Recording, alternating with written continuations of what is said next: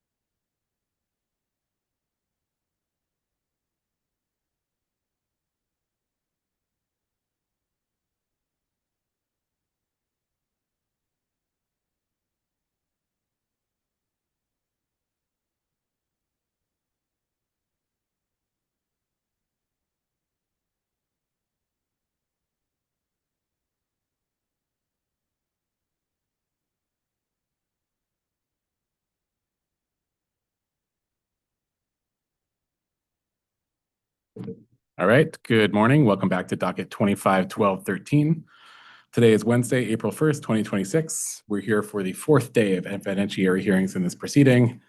As discussed on Friday of last week, the plan for today is to return to the first witness panel, the emergency response plan and storm cost panel from page 2 of the agenda, and allow sort of another cycle of cross-examination in the order laid out in the agenda, and then move on to redirect. So we can get started with that after addressing any administrative matters anyone might have.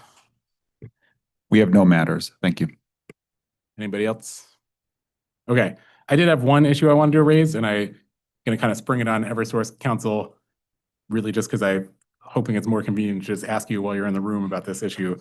It's pertaining to motion 33, which was filed on March 18th, and that was a motion to adopt testimony and exhibits sponsored by Ms. Turner and Mr. Baldwin. And we're under the impression that those were already adopted during the hearing, but I wanted to make sure because I didn't want to issue a moot ruling, and then if we're incorrect about that, then I just wanted to know. Thank you, Chairman, for the clarification. And I would agree with your assessment that when we had Ms. Turner and Mr. Baldwin each be sworn and to adopt their materials, they also adopted the materials that are specified in the motion.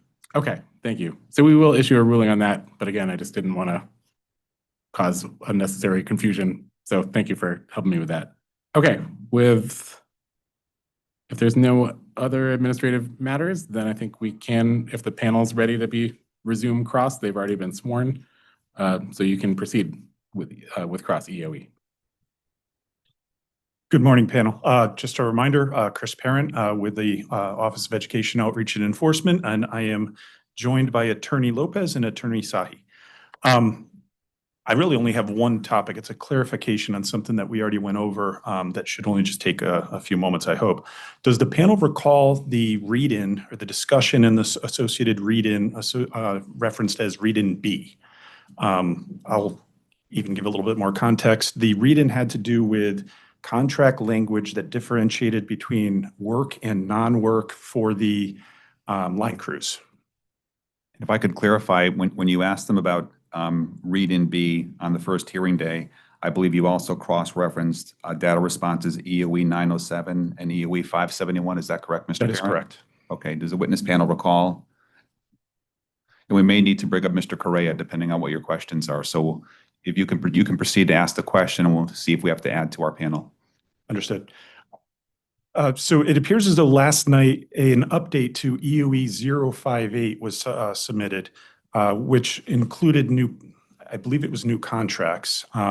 Unfortunately, there was no redacted version of the contract submitted, and I haven't had access to the confidential versions yet. So I guess I was hoping, my first question is, can the company explain what was provided last night in regards to the supplement to EOE 058 that was in reference to read-in B? Sure. So for the Michaels Power invoice that came into question in EOE 907, there was a master agreement that was provided previously. The agreement that was actually supporting the charges was a sub-agreement to that, which was an ERP contract. So we provided the specific ERP contract that was directly supporting that invoice. The language related to standby and work time was consistent between both, but we just wanted to make sure we provided the appropriate documentation. So is it actually, let me just ask this. Can you cite what the language was that was being included? Can you read it off? I'm unclear what the language was that you've now included. Related to ERP work time? Yes. That was supplemented in EOE 058.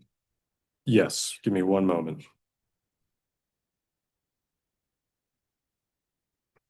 So the language states that emergency response program work, or ERP work, which in this instance also includes restoration work, means emergency-related work to be provided by contractor pursuant to each ERP work release as specified by owner. That piece I do think is important. Subject to the terms of Article 6, ERP work is included within the definition of work. So Does the contract have a similar Exhibit A to the master service agreement that was included within EOE 937 Attachment 1? What I'm referencing was the original line of questioning that we had when Read and B was created. I believe that was related to travel and standby time.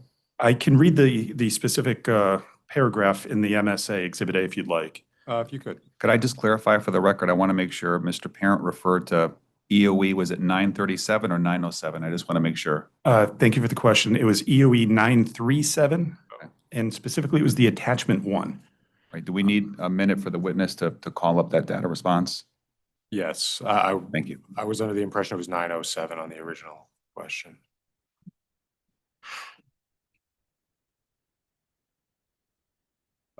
Internet.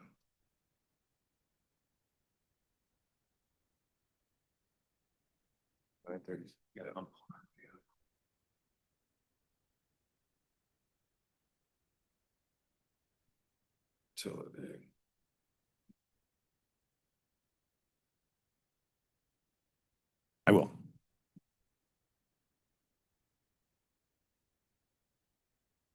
So you're referring to Exhibit A, the pricing schedule in that document? Correct. So on page 7, I'll read the paragraph. The paragraph, it's got the bolded wording of emergency response working rates for labor.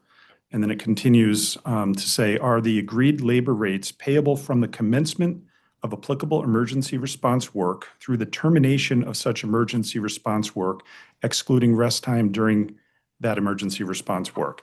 So this is the language that we were referencing a few days back when Read and B was established, where we were under the impression that the emergency response rate would only kick in, and I quote, at the commencement of the emergency response work. So that's to separate. Standby would be at a different rate, and then emergency response rate would kick in once it's commencing. In our discussion, I recall, if you recall as well, that there was a discussion that the rate would be different when a party is ready for work. So at the beginning of this discussion, I didn't hear you reference anything in the contracts that we've yet to see that speaks to when they're ready for work. Yeah, if I could just jump in on that, and Mark and Matt could build off of it, and maybe we talked about this the other day. You know, at some point, we've made a decision to bring in external crews. And as we talked about the other day, generally that's weather with some tree health factors and regional factors, which leads to competition for crews. But in any case, we've made the decision, we're going to bring in crews. So let's just say, for example, they're coming from Ohio. So we've called them and we said, we need you to get here to Connecticut, and we want you ready to work at 0600 Wednesday morning. Now, typically, say that's a 2-day drive.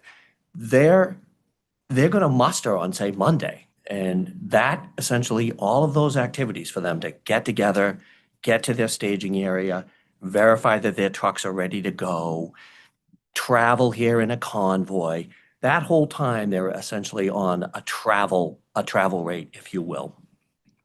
Then they arrive in Connecticut, and there are variables associated with that. What's the weather conditions when they're driving? What's the traffic when they're driving? They're in a convoy, et cetera. So we don't pinpoint exactly what time they're going to get here, but we do say, get here in time that at 6 o'clock Wednesday morning, you're ready to go to work. So if they arrive in Connecticut on Tuesday, and it doesn't really matter if it's 4 o'clock, 5 o'clock, or 6 o'clock, they're no longer traveling. Now they're on standby. And you're paying these crews 16 and 8. That's the industry standard. You're paying them 16 and 8. So they're on some sort of rate. They've been on travel time. They get here. If we want them to start work at 6 in the morning, at 10 o'clock at night, they're going to go on break time. That's their 8 hours where they're not paid. So if there's any window of time in between when they arrive and that 10 p.m. when they're going to go on their break, that's the standby rate. Then the next morning at 0600, that's it. We've directed them, be ready for work. And they move to work time. And Mark, you could add any details to that, but at a very highest level, that's kind of how it's. So Mr. Sullivan, I appreciate that. What I'm trying to reconcile is what you just said to the contract language. The contract language specifies, I already read it, I won't read it again. I thought when we were discussing this the other day and read and B was supposed to identify different contract language that define different terms for when the emergency response rate kicks in. Right now, I'm simply reading the MSA and it says something different from what we were discussing the other day. So it's unclear to me if there is a different contract language that was submitted last night within EOE 058. That's all I'm trying to clarify right now. Yeah, no, so the language is consistent across our contracts. I think the point of, I guess, miscommunication might be surrounding what we consider to be the commencement of emergency response work. And if a crew is on site and ready to support, not necessarily actually restoring power, if they're on site ready to support our efforts, that is emergency response work. But that's not defined in I'm sorry, let me clarify. Is that defined in a contract or is that what that's simply how you're handling it? So that's how it's always been understood. And it's also identified within the definition as specified by owner, and that's consistent with the approach that we've taken. Can you clarify what you mean by that last statement, as specified by owner? So if you read the language in the excerpt of the definitions, it says emergency response program work or ERP work means emergency related work to be provided by the contractor pursuant to each ERP work release as specified by owner. So when we're telling them to come on site and report for duty, we are specifying when we want them to go on to ERP work time. Can you cite where you just read that? Because that wasn't in the paragraph that I read into the record. So that language is in a number of our contracts, and that is consistent. It is in the supplement that we provided. Okay. It's also in one of the excerpts of EOE 058, supplement 3. I believe I can pull up that page if that's helpful. If it was supplemented and just not on the record, meaning not available to myself as of yet, I can read what you supplemented last night. Final clarifying question. Maybe final clarifying question.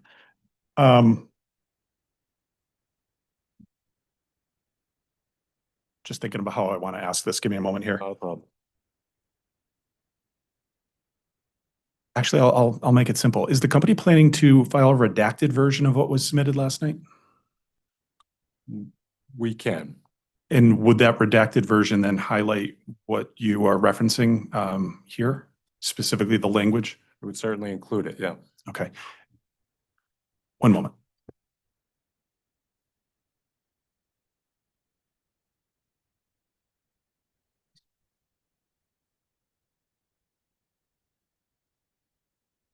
That language is on the record. Thank you, panel. That's actually all I have at the moment. We will reserve the right to ask questions with regards to during the late file hearing based on what was filed last night if needed. Perfect. Thank you. No, who's now? That's it for EOE? Yes. Okay. Thank you very much. Me neither.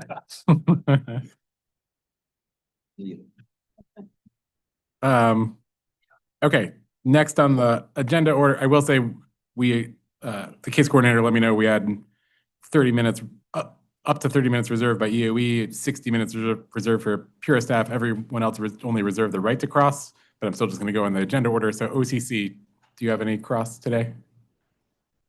Okay, and pure staff, you still have about an hour? All right, so pure staff is next for cross.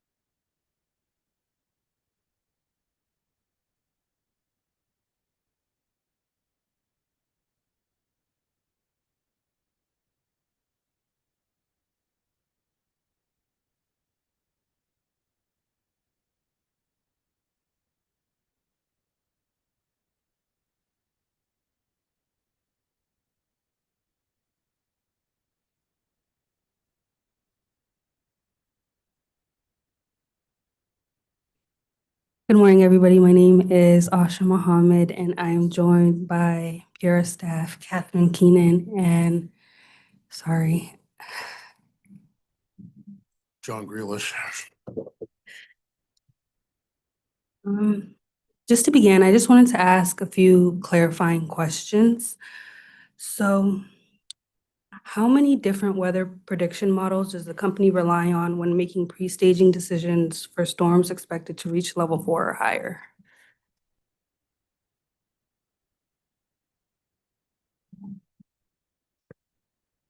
Just purely weather forecast models is the question. Yeah.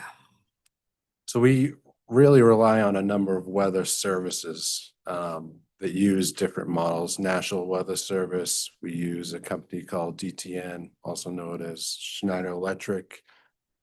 We use UtiliWeather, which is a local forecaster, and Storm Geo.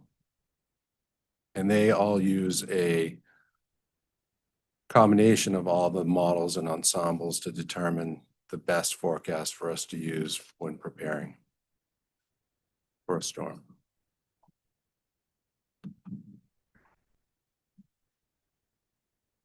When weather prediction models provide different storm severity projections, what process does the company use to determine which projections to rely on? Per our ERP plan and through the mandates, we are truly determined to or required to go to the worst case scenario.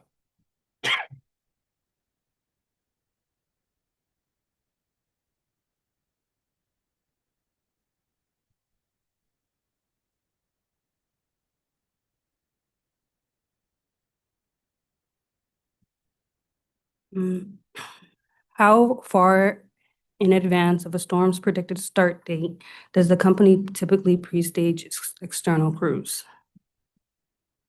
Much of that is dependent on the confidence within the forecast, the day in which it is determined to impact our system, and the availability of external line resources. Those are all the key components in making that determination. I'd also say it depends on how much of the region it's going to impact as well when thinking of pre-staging in particular. So that needs to be taken into consideration.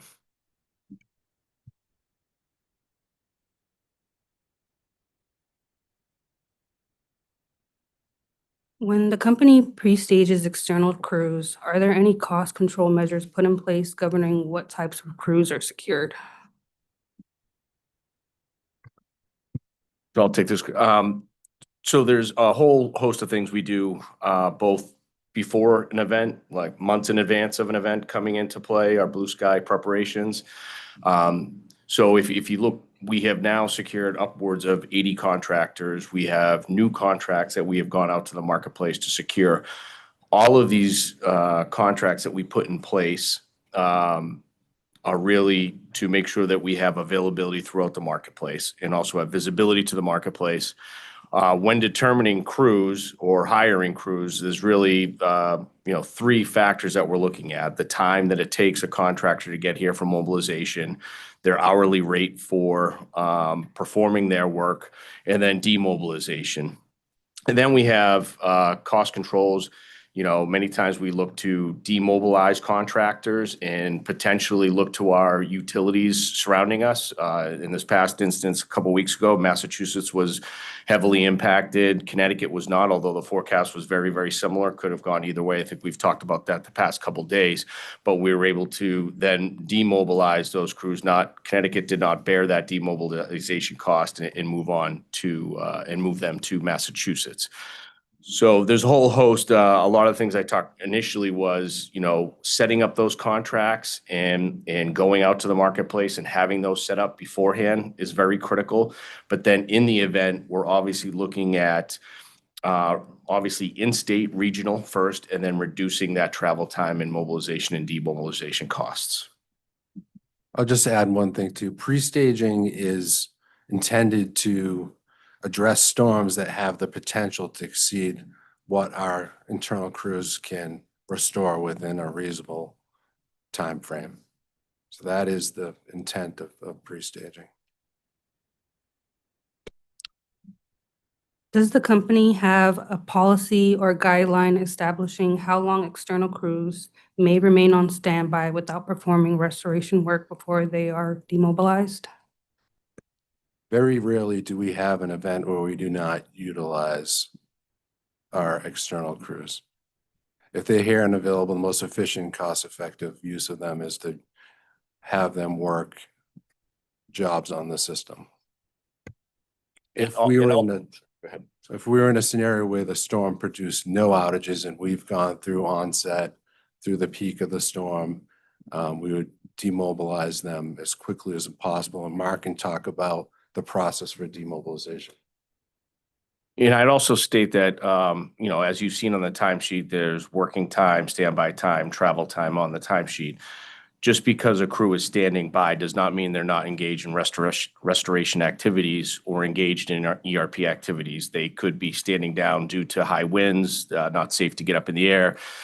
They could be loading materials in between jobs. They could be switching on the system. They could be standing down due to safety considerations for switching back the system. So there's a lot of activities that are still in the restoration realm within that, yet a contractor may indicate that he was standing by for a couple of hours in between jobs. The demobilization process, we take a look at, my team will take a look at as we're going through the event and we're getting close to looking at substantially complete. We'll then start to rank the contractors by cost, by distance of demobilization. If there's any other particular situations that will incur costs, maybe it's some of their equipment, maybe it's expensive equipment, or maybe they're a specialized type of contractor or specialized type of, like I said, equipment. And then we would look to demobilize those assets first. If I could jump in for quick clarification, but your time records don't distinguish between standing by and standing down? They don't. Okay, thank you. Standing down would be included in standby potentially. Okay, thank you. Or in work time. Or yes, but on the timesheet, they could, if for whatever reason, they could have a piece of equipment that they were waiting on to be delivered to them for an hour and a half or so, you know, due to travel conditions, and they were standing by on the timesheet. It could be listed as that. Yet all those hours would be charged at the working rate. Thanks. And while Mr. Baldwin's comments are focused on the line crews, other cost controls that we have in place ahead of the storm, as well as during the storm, is from a logistics perspective.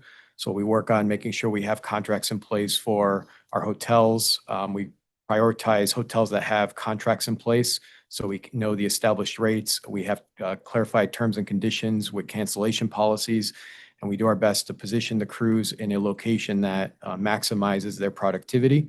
And in the event we have to move crews around due to the changing circumstances of the storm, we will try to cancel those hotels based on those terms and conditions. So those PO'd hotels have typical cancellation policies of 3 p.m. or 4 p.m., and we'll do our best to cancel them before that time frame.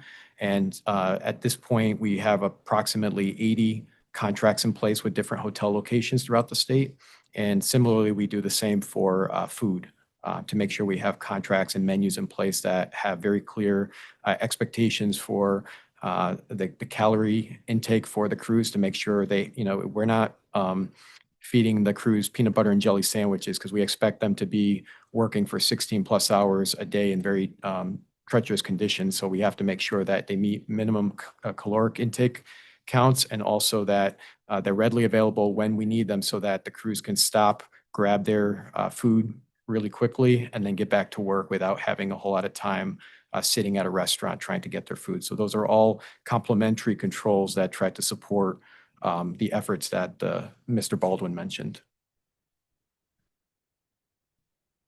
Sorry, I had a quick clarifying question, and it's going back a couple of minutes. I thought I heard something to the effect of pre-staging is specifically for when external crews are used. Is there not pre-staging like in a smaller event? But maybe I misunderstood. I thought part of like the benefit of pre-staging was to get people in place while it was still possible to get there. So like in the event of like a blizzard, you can't be like waiting, at the office for the blizzard to hit because then you're not gonna be able to get to the potential areas. So, but does that not apply in storms where there aren't external resources expected?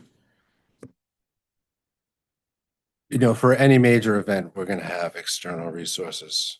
There is a number of events every year that we handle with just our internal crews, but they are reporting to 12 area work centers for the area work center line crews throughout the state. So they're already essentially pre-positioned. Then our RSO, they have far more staging locations. They're about 18. So for our internal resources, they are already spread out amongst the state. So we don't have to essentially worry about, is everyone in the proper position? Okay, Does that got it. make sense? Yes, thank you. All right, and sorry, I have a question as well. So when you're looking at these pre-booked hotels, you said you have contracts with approximately 80. What is the optimal distance you want people from where they're going to show up to work? And then a corollary with that, when you're booking rooms, is it 2 external workers to a room? I presume, of course, nobody gets their own suite, obviously. Great, great. Or there would be big trouble. Great questions. I'll try to recall each of them, but please remind me if I missed something. So we prioritize our PO'd hotels because we have contracts in place, but in reality, there are many large events where we have to go to non-contracted hotels just due to the volume. And every time we use a hotel, we try to engage with them to establish a contract, but some hotels prefer not to have contracts pre-established. In addition, to your question about what's ideal from a distance, that is really dependent on the circumstances of the storm. And the reason for that is the storm could be dispersed throughout the state where it's almost evenly scattered. It could be a coastal specific event. And if you're familiar with the topology of the state, like if you have an event which is in the northwest corner, there's not a whole lot of hotel rooms up there. So if we've had some events where high snow events, high wind causes a lot of devastation in the northwest corner, not so much in the rest of the state, we still have to put our crews in central Connecticut because that's where the hotels are. So it really depends on where the event is relative to where the availability is, but we do try to maximize that by putting the crews that have to go the furthest closest to the action. And then we obviously scale out from that point. And in terms of the number of workers per hotel room, are they typically doubling up or? Yes, Yeah. crew members double up and typically supervision, depending on their specific situation, we usually have single rooms for the supervision. But I will say that during COVID, especially right after COVID happened in March of 2020, I believe, for the next year or two, especially as society was trying to figure out what to do with COVID and we didn't have vaccinations in place at that point, a lot of our crews had to be housed in single rooms. And then in addition, the hotels themselves had cleansing and sanitation policies where we had to be very careful of how we assigned rooms, because if we assigned one crew a room in one work center and then the next day we moved them to the next area work center, those crews would now not be available for 24 to 48 hours for the next group of crews. So we had to be very strategic in placing the crews in a hotel, and they may have to drive a little bit further for their next assignment, just because we had to be able to manage those hotel rooms effectively during the pandemic. So just to clarify, there is no written policy on when to let crews go after a specific amount of time of them being on standby. No, but it's part of the business. We decide, they're in our control. We decide when it's, makes sense to release them based on the current conditions on our system. If the weather system, has passed through, if there's any uncertainties that we could still experience more trouble, we will hold crews until that period of uncertainty is passed. And I'd also say, typically the standby time is going to come into play at the conclusion of mobilization, right? And potentially during the demobilization process if they got back for an hour or two. But typically in our hiring email, we specifically state that ready to work ready for restoration activities, ready to be directed by the company to go to work at a specific time. That could be at slightly the tail end of seeing impacts of the storm, and some of those impacts still may be happening. So we're in the process at that time determining how many we're going to release potentially, or if we have seen the full impacts. There's times where we end up hiring crews, and if it was supposed to happen at 2:00 in the morning and it doesn't come into play until 10, there's times when that can happen, and we have to make sure that we're not releasing crews with the high potential that we could still be seeing damages. I'm going to jump in here again. You indicated there's no specific time. Are there metrics that determine when you're ready to let people go? I mean, if you do look at the number of outages, the position of the outages, because one would hope it's more than gut feel, we can send everybody home now. What are you specifically looking at that says, okay, we can let these workers go? Once we're certain that the weather has passed and we're not going to incur any more damage, we're using processes to determine what we have for resources, the amount of work that's left, and how long it will take to complete that work. Once we've determined that X number of resources will achieve our goal of substantial completion or making our commitment to restore to the customers, then we will release the excess of those crews. So we have tools that we use that help us determine based on at the event level, each event, the event type, meaning the device which it is predicted to that operated, determines a rate of work, a number of hours within our application. And then that outputs the number of crews we need to achieve that ETR, our global ETR typically, or substantial completion. Do we have access to any of those that modeling that you use in terms of metrics and what data you put in, what data you look at coming out? That data has been processed differently throughout the years. We've had different applications that we use, and it's not available publicly. It's something that we use internally to determine, if we're going to achieve the goals and objectives that we set.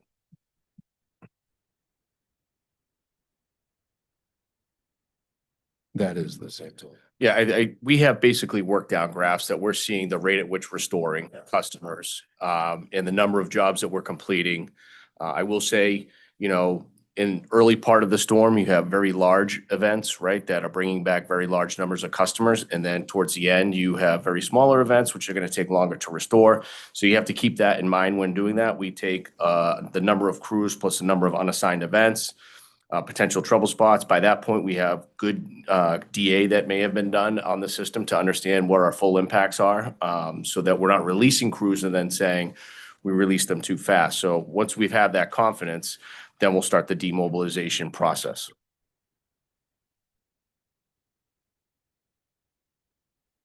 It was on, okay. So the life cycle of an event, say a multi-day storm, as was mentioned earlier, we plan ahead for it based on all the forecasts, the outage prediction models. We make staffing decisions, whether it's pre-staging or doesn't reach those levels. The event begins. We communicate to all the internal and external stakeholders that we expect damage to commence Sunday afternoon at 1600 hours. We're all stood up. Our emergency operating centers are open. Now the weather hits. Now the weather could be, 6 or 8 hours, slow in coming, or it could come in a little early and we have to ramp up quicker. So now you get to a point, let's just say for the sake of conversation, it's a 16-hour event where we're taking damage. Outages rolling in real time all the time. Now, 16 hours later, and in those 16 hours, we're responding to fire, police, public safety events. We're working on restoration where possible and safe to do so. We're supporting our municipal partners in opening roads, all that public safety stuff that can be done. We're also restoring customers through automatic switching if we have that capability, which is performed from our control centers. So now let's say for the sake of discussion, 16 hours later, weather has passed. We can tell by our outage, through our outage management systems, that we are no longer taking in new calls, because during the previous 16 hours, the calls are coming in, hundreds and hundreds and hundreds of trouble spots, each one a line item. Now we get to a point where we're doing all the things I said. We're still supporting the municipal partners. We're restoring customers. Now we're rolling trucks out to restore area outages using all our internal crews, our RSO troubleshooters, and the external crews that we procured ahead of the event. Now you get to a point in the storm where we provide our towns with town-level ETRs. Maybe it's 50 towns, and we say town X, based on the number of trouble spots in our outage management system and the number of crews we have available, we'll disperse crews and we'll make those global ETRs. This is strictly just municipal support and outage response. Once you get near the end of the event, it's almost like a dovetail where the number of outage events and the number of crews will almost equal out. And at that point, we can maybe discuss releasing some crews, but there's still a lot of other non-outage work that needs to be done that requires crews to go to, broken poles that need to be reset, but there's not necessarily outage. So, but as soon as we feel that, and we do have analysis tools, as was mentioned, and they're getting more and more mature, and we use that to determine these town level ETRs. But as soon as we get to a point where, I don't want to say we're running out of work for these crews, but we're talking about demobilizing them and getting them off the system. So there's a number of factors that go into that decision. Let's say it's important to note that we don't typically, unless the storm completely does not materialize, we don't demobilize all of our external resources at once. It's in tiers, as Mark discussed earlier, over the course of the end of the event. Okay, I have a request. Could we get as a late filed exhibit, maybe a narrative about what processes and tools you use to guide demobilization? And looking at, you know, if you can show year by year if that process or the tools changed? And maybe highlighting a couple of storms that occurred during the period so we can see how those tools and processes apply to those given storms? Yes, just one thing to note, the beginning of this docket, some of this was very manual. It may be hard to reproduce the results, but we can most certainly explain the process. Okay, thank you. And that's late filed. That'd be late file 34. What I have is provide a narrative of the processes and tools used to guide decisions made for demobilization. I think I missed the second part of. Delineated by year, if the process changed year to year, if there are changes, and if there, you can highlight a couple of storms within those given periods where you're using the same as a sort of representative sample. That makes sense, Mr. Chair? Yes. Thank you. So if I could just jump in real quick. So obviously these events are incredibly complex. They're ever changing. You have a lot of tools and processes. It's feeding you a lot of information.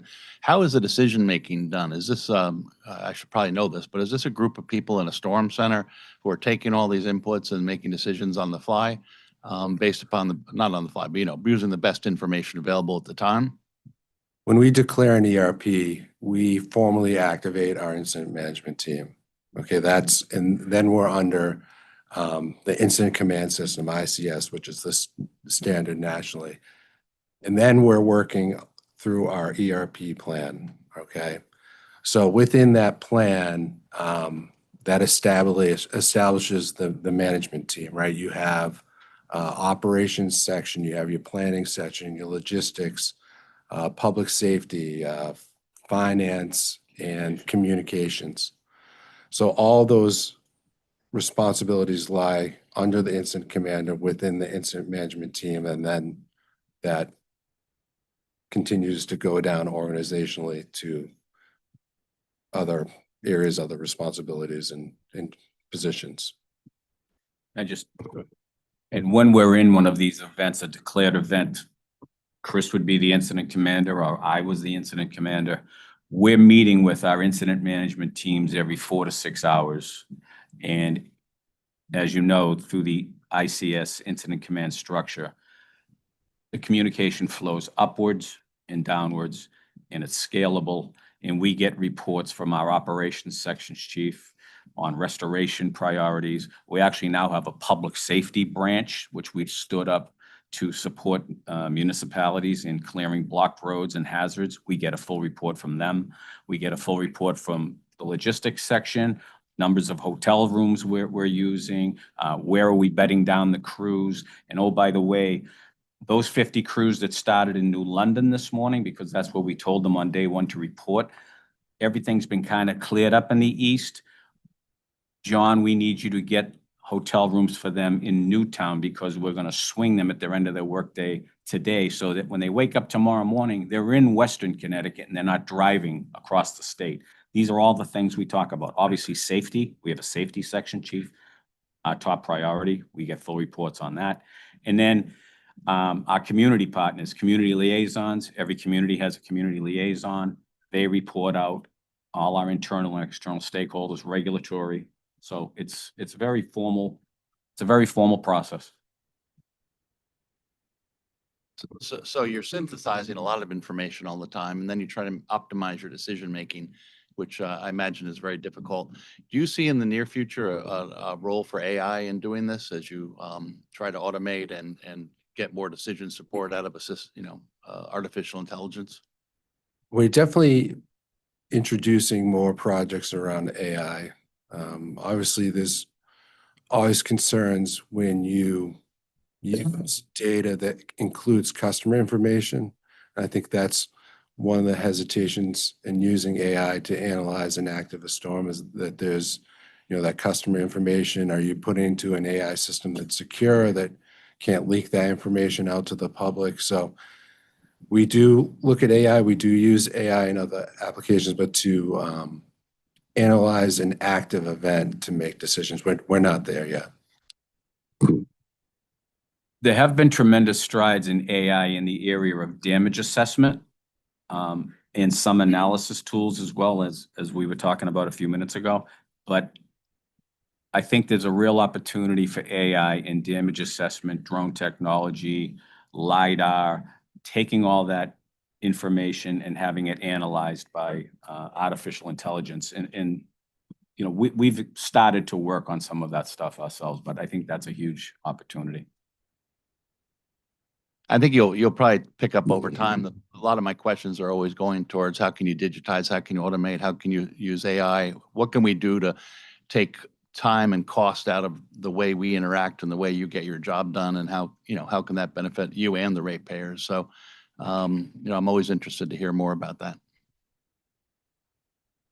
I just want to jump back to close the loop on LFE 34. So what I have is, please provide a narrative of the processes and tools used to guide decisions made for demobilization and a description of whether the process changed year to year.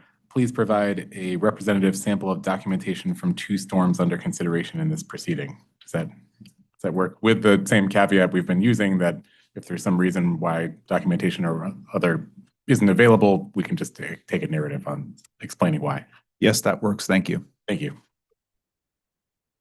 I'd like to back up a little bit. And you mentioned briefly that you may end up with broken poles unrelated to an outage that the crews might work on.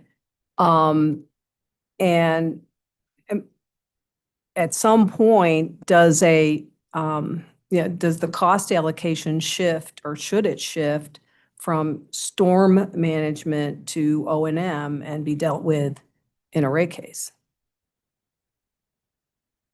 Pass that to my friends on the end. Yeah, I would just say, you just have to go back to, for us, these weather events, they're not just the ones that we're talking about today. They occur, all year round. So we're constantly what we would consider a weather and what we would consider a storm are constant. So as we talked about before, there's 40 or 50 of those per year that do not rise to the level of these ERP events.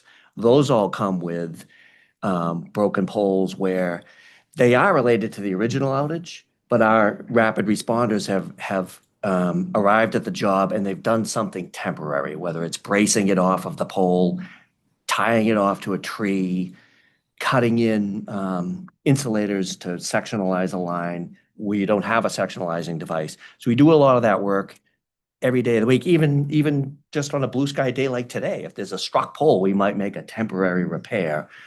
All of those we would consider, when we go back to all of those, that is part of our normal, whether it's a capital restoration, if it's in the case of a new pole, or whether it's an O&M restoration, whether it's in the case of jumping out those insulators and putting the system back to normal, those would be in rates. These events are over and above what we would carry in our normal rates. And the repairs associated with them, we would not have those were it not for these rates. And we are trying to make those repairs generally as fast as possible. Our preference, I know we've talked a lot about demobilization here, but our preference would be to keep some level of those contractors here and get through that as fast as possible. We want our system to be back to normal. But oftentimes what happens is there is continuing competition for those crews. As we've talked about a little bit before, many of these contractors that we bring in, their business model is storm chasers. And at some point in time, there's almost a storm somewhere else and they do get drawn away. And then we're following up with those repairs with a combination of our internal crews or in many cases, local contractor crews that we're putting on that work. Thank you. I mean, I think my question, I'm trying to get to the real scope of this, because we're faced here with a unique set of costs driven by unique, unfortunately, too common circumstances. But at some point, we need to differentiate between the costs associated with a major storm event and the priority of service recovery from the regular O&M responsibilities and obligations of the distribution system. And it matters to the extent of how we consider and finance those costs. So, and the only way we can really do that is by having an informed understanding of the possible switch point between, storm management and O&M. And so that's what I'm trying to get, I'm trying to be as well informed as I can in this question. Yeah, I completely understand your point. We believe that the way we account for these storms does that, but the differentiation between was the event caused by this large storm or was it kind of a normal routine event? And we believe that we are separating out those costs appropriately. And again, it's not any broken pole that we're applying to these storms. Was that incident caused by the storm in our outage management system? Did we make a temporary repair and then create a follow-up note that we have to go back? That's what we're still tracking to these storms. And I don't know, Leanne or John, from a financial standpoint, if there's anything you could add. No, I think you covered it well, Steve. It comes back to, costs causation. And our perspective is if the storm caused the damage, then, when we repair it, it goes back to that storm work order. So I think you, in so many words, Steve, covered it well. One last follow-up, because it's an issue that we've that's been raised to some of us, and that is the issue of double poles that end up out there due to circumstances. And so again, with and I know it's a complex issue because of shared facilities and all that, so I'm not really going there, but to the extent that you would address that issue, would that be, and maybe, so the double pole was created due to an event, but the undoing of the double pole to get it back to more normal, would that be included in the event as well? Well, one thing about the double poles, I would just come back, and the chair pointed this out the other day. So the vast majority of that cost is a capital cost. So in that case, for that specific type of follow-up event, if we're replacing a unit of property, it goes to capital and it's generally not in these events.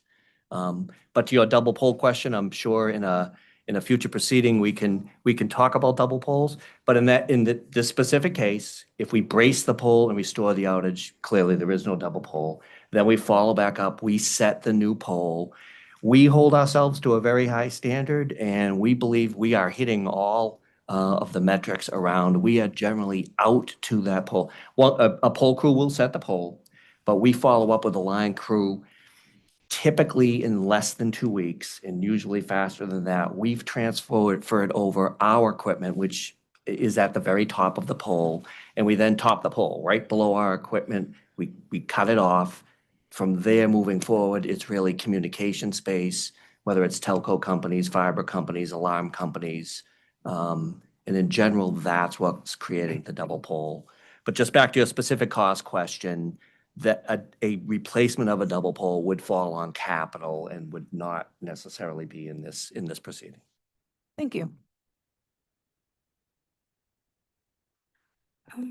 I had a follow-up based on what you said. I was wondering if you can clarify, if you guys do like a temporary repair on a pole or something that happened during like a routine storm, but then that temporary is destroyed by like a major storm, does that cost does the cost to repairing it go towards like O&M or to that particular storm event?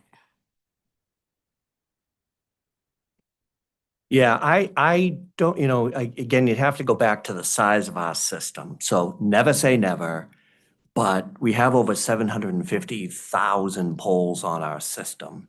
So even when we have a major storm that rolls in, say there's 10,000 incidents, while it has a major impact on our customers because the circuits are all connected together, in terms of the actual numbers of locations that we have, even a big storm, 10,000 over 750,000, the odds on we have a routine storm come through, we have a temporary repair, generally on those smaller storms, that's our own crews, and we're following up within several days to put the system back to normal, because it's very important for us to have the system back to normal in order to have top-tier reliability. So never say never, but I don't know that I've come across a situation where you have a temporary repair and then a major storm comes through and you have a new temporary repair. So I can't think of one to address your question. Like if it was to happen, would the costs go towards like the storm or would it just be regular O&M? I would really have to think that one through. Again, generally in these type of situations, if you're noting that you have a follow-up repair and it's caused by the storm, that would go to the storm. Again, I can't think through a situation where I would already have a temporary repair that I would have to come back to. And I think it would be hard too to determine whether with the temporary repair, if you went out there, right, the temporary repair could be gone, right? So if you look like it was a cracked crossarm, but they braced the crossarm and then all of a sudden the crossarm came down and it's at the base of the pole, it'd become very difficult to determine whether that temporary repair that was caused by a previous storm was caused by the previous storm or the current storm. So would be charged to the, most likely, unless it was a capital item, to that storm. Okay, so related to, excuse me, but so related to that, what if those storms were, one was above and one was below the threshold of a catastrophic storm? How would you make that determination of allocation? I heard you. Yeah. So it would always go to the storm that caused the event. So if in your case, there was a non-catastrophic, and then there was a minor, and that damage was identified during the minor event, it would go to that event. It wouldn't go back. It's always based on what event is causing the damage. So in your situation there, if that minor one was one of those, and we have a lot of those every year, over 50, it would go to that and be in O&M. Typically, though, poles, we may do a temporary repair, but they are a capital unit of property. So, we'd be replacing those and that would go to capital and it would not be in the storm or not. Thank you. Yep.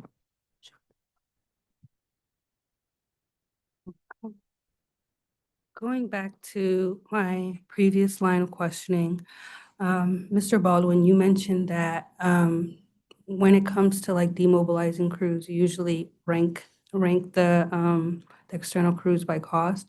In that ranking, do you include like the amount, like, I guess, is the duration that like a crew is on standby monitored during like the storm event? So in our OMS system, we have a list of all available crews to dispatch to certain events. So we know the crews that are being dispatched to events, that are en route to events, that are on scene, and then we ask for estimated time of restoration. So we have that throughout the storm that we can take a look at.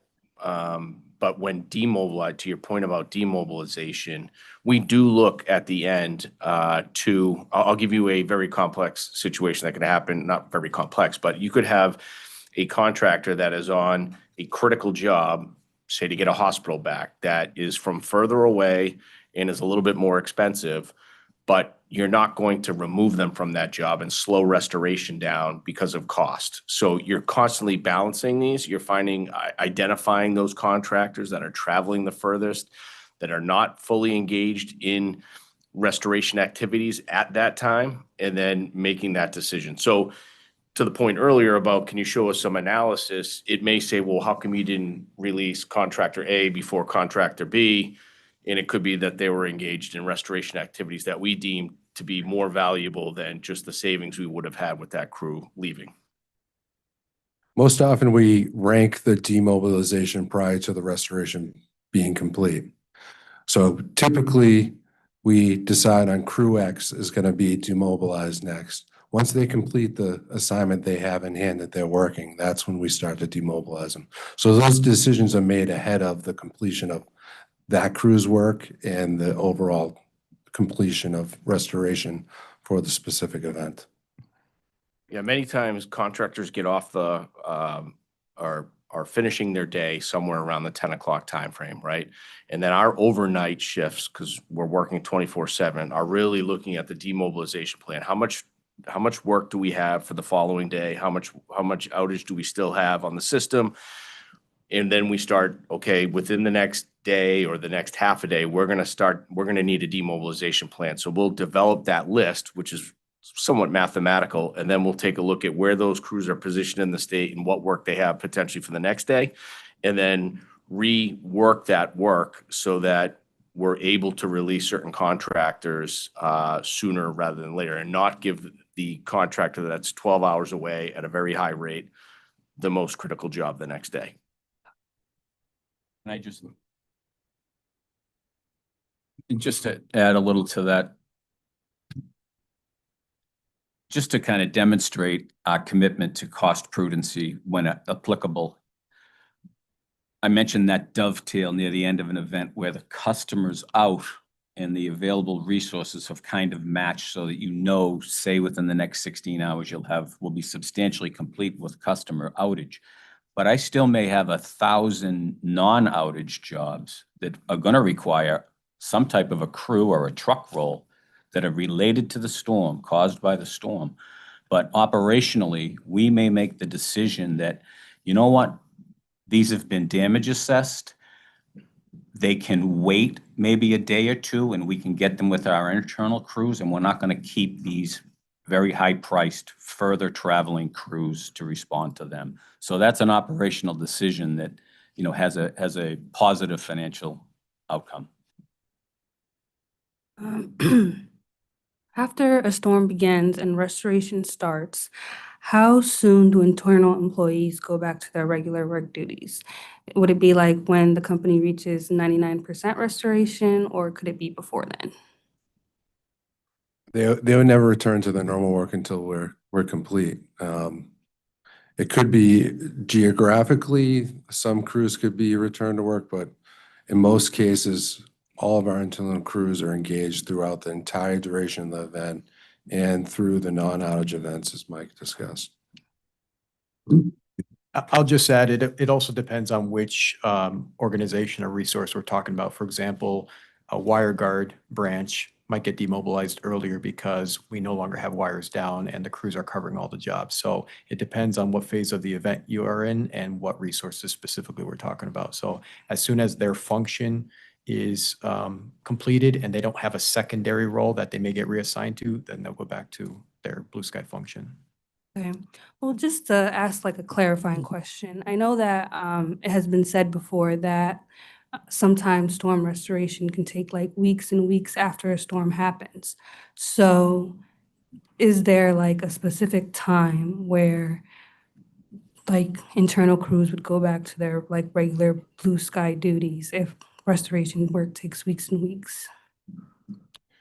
That would be follow-up work to the restoration. There's no outages in those later days. So just to clarify that point, in some of that work that we need to follow up on, maybe it's a pole set, maybe we need access into a customer's property, maybe we need to lay down matting to go through an area that has environmental issues, maybe we need some environmental assessment before we go to work, or it could be just coordinate with the customer.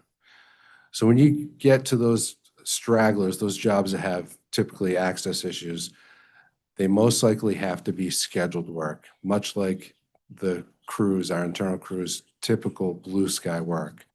So we schedule that work to work around the processes or the customer's needs. I just add to that. So when you look at the life cycle of a declared ERP, so as I said earlier, based on the information ahead of the event, we will declare a time where it's going to begin. That's our best estimate of when we expect to start receiving damage and get into the execution of the plan. Similarly, say it's a 3 or 4 day event, we're going to get to, we use this term substantially complete, town by town, and we're going to get to that point. And as we just discussed, we'll be releasing external resources based on a sequence and a hierarchy of cost, distance, et cetera. And then we're going to make a declaration that we have quote unquote returned to normal operations. Now that doesn't mean that every single storm trouble spot is resolved. Those things may get picked away at because they're not outage with our internal crews over the next few days, or vegetation crews. So even though we're returned to normal duties, there may be a subset of internal employees that are still working on quote unquote storm cleanup work. Some of the types of equipment that get damaged in a storm require engineering settings. They need to be programmed. We can hang them on the pole during the storm and then still need to return to make sure they're properly set and have control and protection settings that coordinate with the rest of the system. So, and then we may encounter materials that may not be readily available, and we have to have those temp repairs for that reason. But we can't always unbolt everything off a pole and immediately replace it. There's other pieces of the process that need to happen to put it back in service.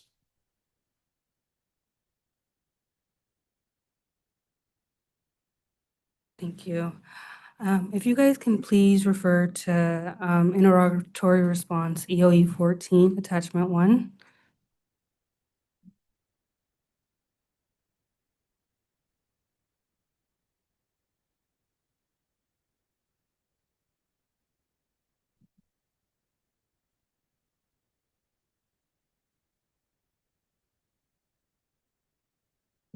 That's EOE 14.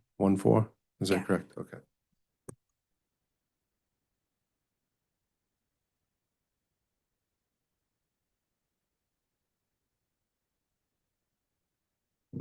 We're there. Does this meal policy only apply when contractors are commuting to and from the company's work site? I may need a minute to review it. Okay.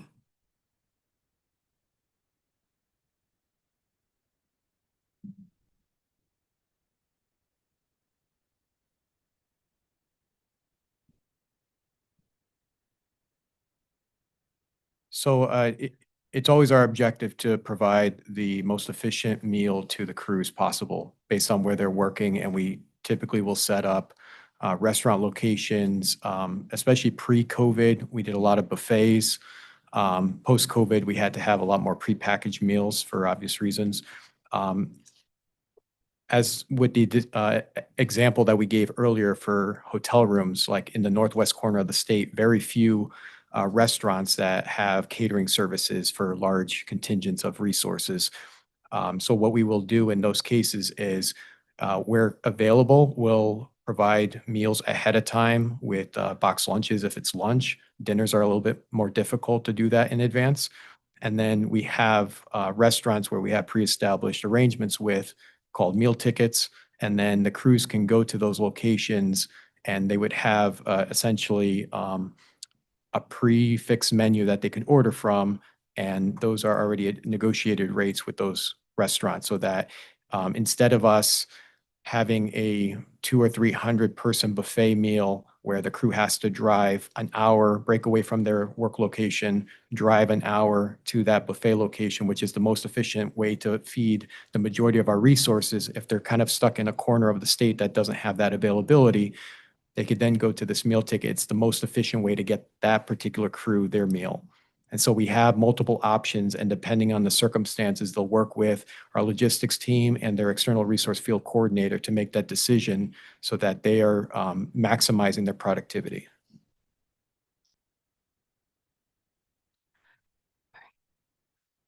Just to clarify, okay, so when the company purchases meals for external crews during restoration, does the company follow the same meal policy in terms of like the costs that are listed for like breakfast, lunch, and dinner?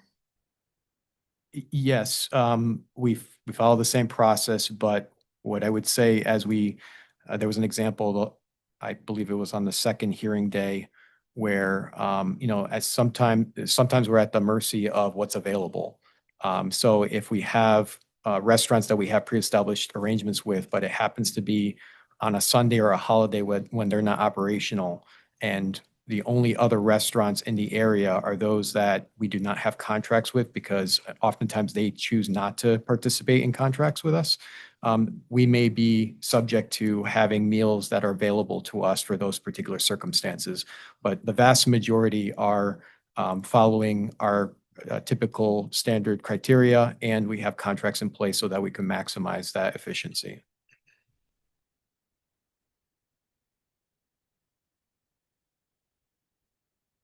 Can we please refer to EOE 36?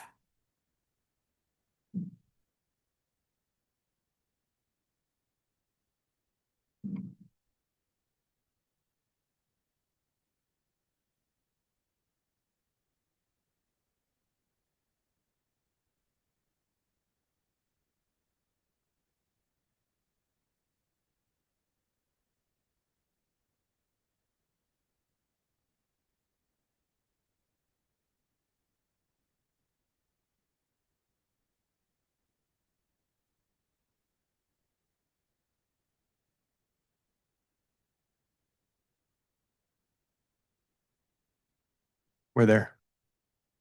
Right.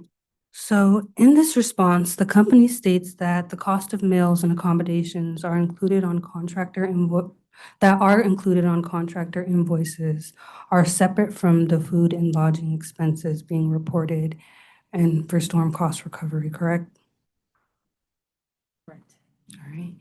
And then if you guys can please refer to OCC 40 as well.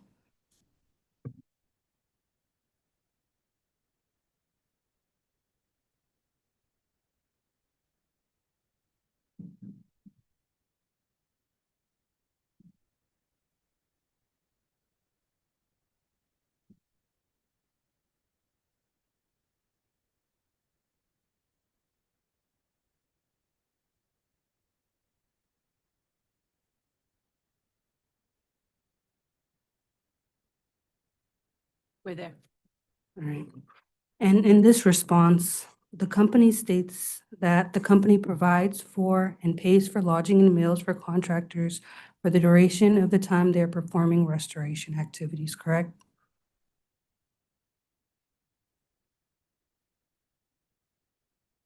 Correct. Correct. All right. So to clarify, is being on standby considered performing restoration activities? Yes.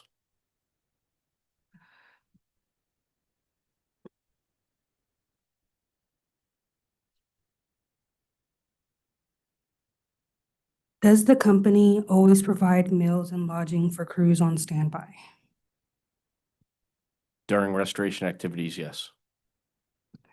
And if I could clarify, they may charge, so they may not be provided a meal initially at the onset.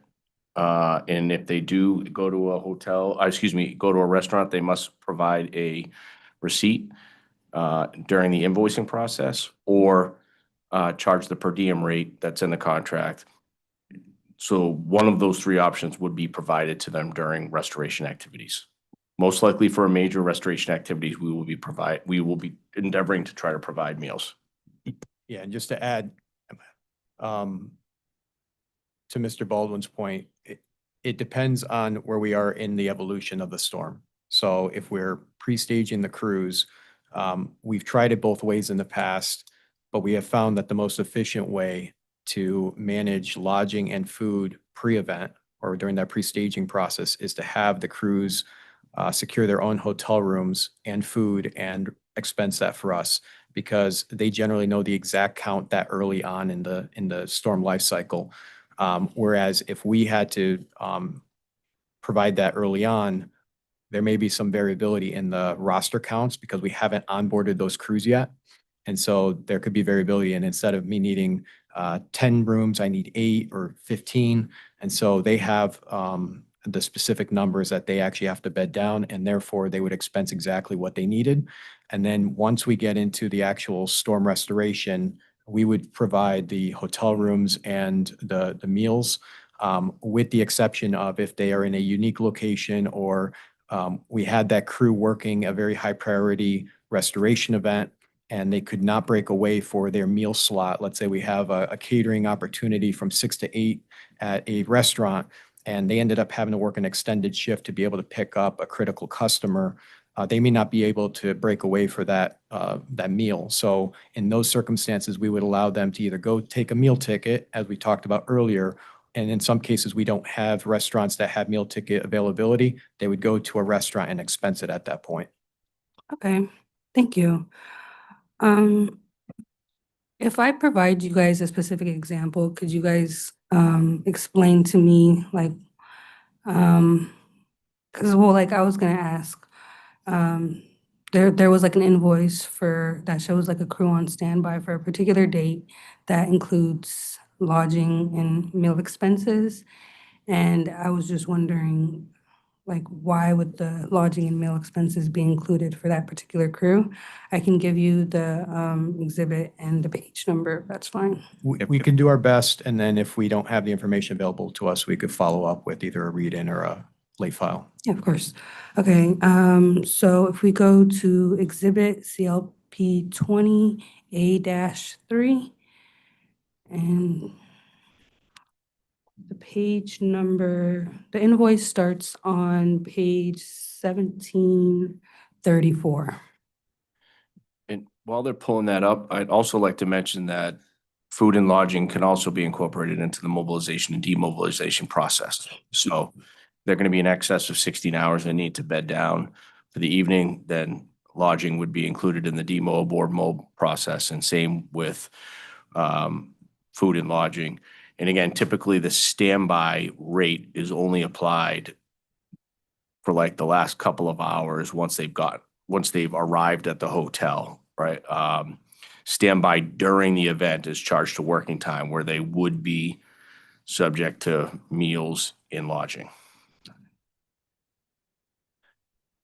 And I would just note that because that exhibit has an A after it, that's one of those larger ones. So we can just give them just a few more moments. Thank you for your patience while they call that up.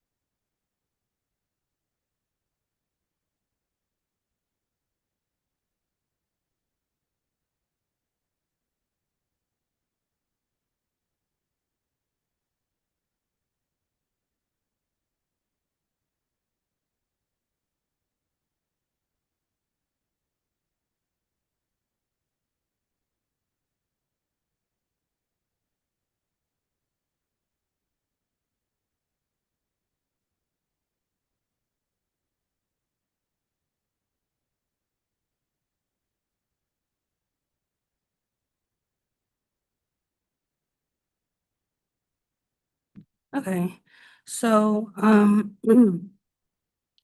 if we start on,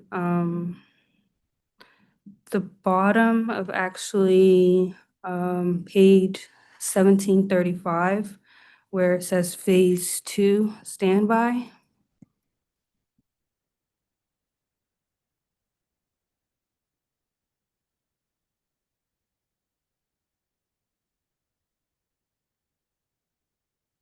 We're there. Yeah, okay. So, it says like, well, it gives like the list of like the professional personnel.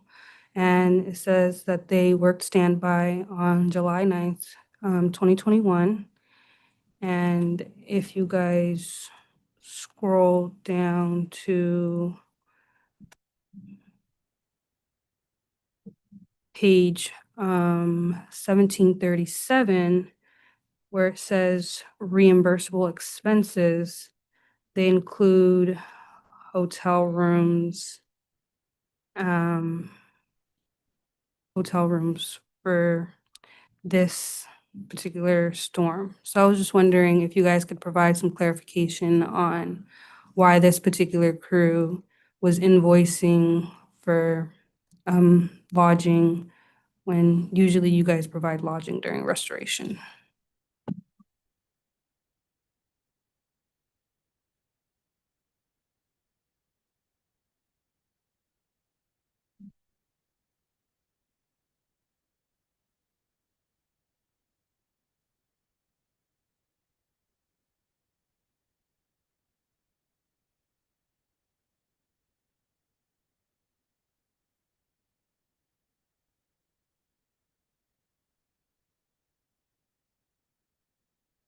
So I'm going to ask that we take a late file on this one primarily because we had two back-to-back events. And so we have to understand what the situation was at the time to be able to answer the question. That's fine. Okay, that'll be late file 35. And I have it as please reference exhibit CLP 20A3 pages 1735 to 1737.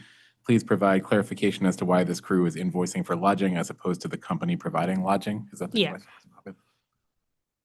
Thanks.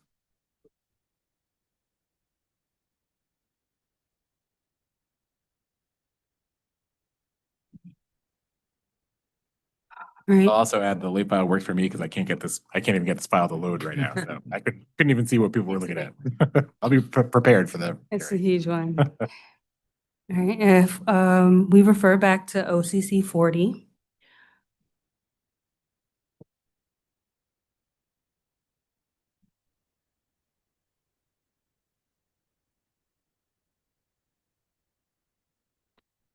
In that response, the company states that unless the company and the contractor agree otherwise in writing prior to the emergency event, the company will provide meals and lodging, correct?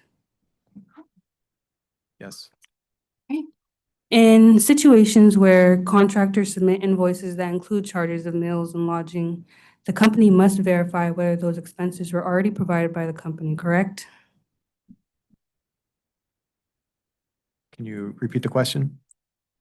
In situations where contractors submit invoices that include charges for meals and lodging, the company must verify those expenses weren't already provided by the company, correct? Correct. How does the company do that? Well, could I just expand upon that? Because you could be in a region where the company was providing a box lunch for a certain region or area, and that crew was not located or was not able to get to where we were providing lunches for that day, and therefore may submit a meal receipt because where they were working or their inability to break down, they could have had equipment in the air, something to that extent where in extenuated circumstances, they submit a meal receipt for their contractors because of their inability to get to where the company may have been providing meals.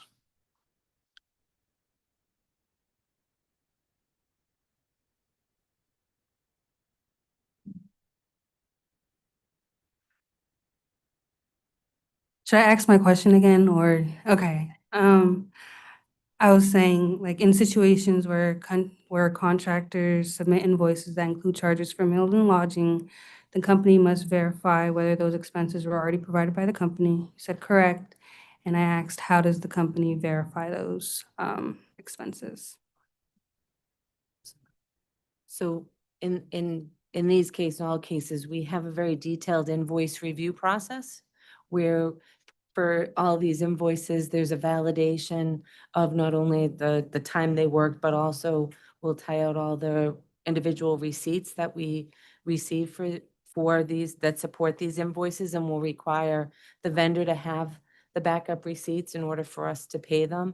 And then what'll happen is, you know, if there is a question of if this should be, it also goes through a review process. So whatever group this service, you know, whoever, whatever section or whoever had the lead on this invoice would also, if it was I'm not sure what type of crew this is, if it's a field resource coordinator that we talked about earlier, they know where the crews are and what's being directed. They would be validating that. Or if it was something that we knew from the food and lodging group, they would also be doing a validation as well. So it would depend on the service. That's right. It depends on the resource.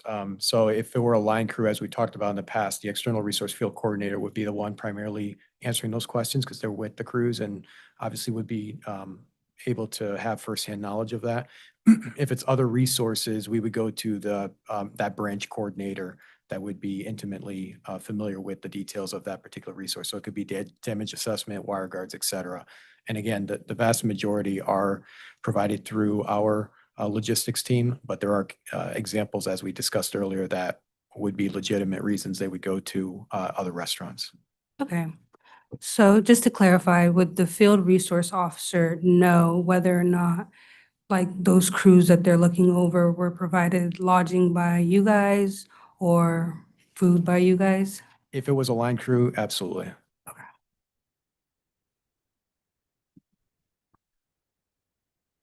All right. Does the company maintain written agreements with contractors specifying when contractors are responsible for obtaining their own meals and lodging?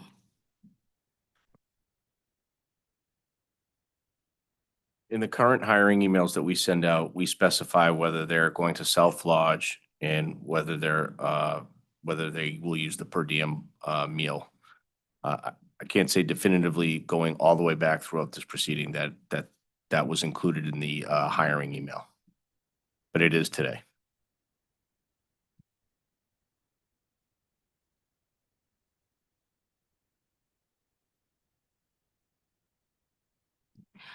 For invoices that include meal and lodging charges during days where restoration activity occurred, can the company produce those written agreements?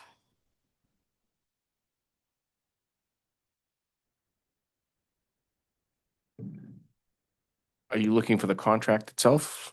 Well, in terms of, you said that like through like the hiring email, you guys would let the contractor know if they would. It wouldn't be for the entire event. So for instance, day one of the storm, as John was explaining, we may not know whether we're gonna have 100 or 200 crews on property. So we may ask them to charge the per diem rate or charge the self-lodging rate, so that by day two, we have a clear understanding of how many FTEs, line crews, rooms we're gonna need, meals we're gonna need. And then we also give our vendors a little bit more time to prep those types of catering services. And then they would shift on to being provided by the company. So we would very seldom say for the entire event, unless it was very small, the entire event that we're not providing any hotels or meals. For these types of events that we're discussing today, we would provide, besides the first and last day, we would be providing meals and lodging. Okay.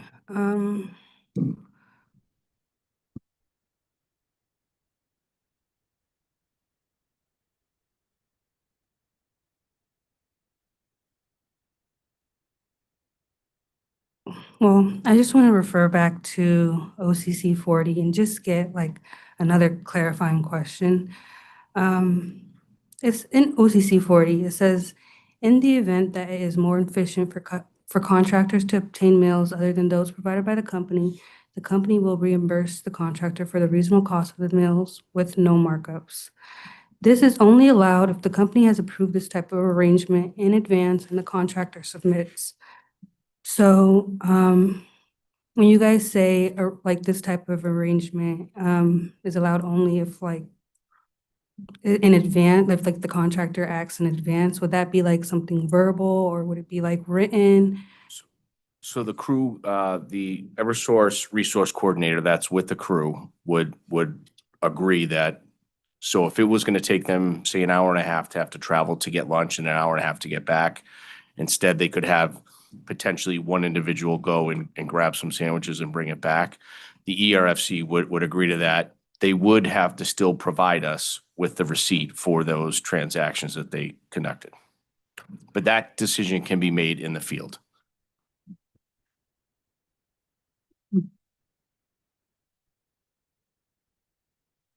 If the company provides meals for contractors and employees during a storm event, those meals are charged to the work order regardless of whether or not they are actually consumed, correct?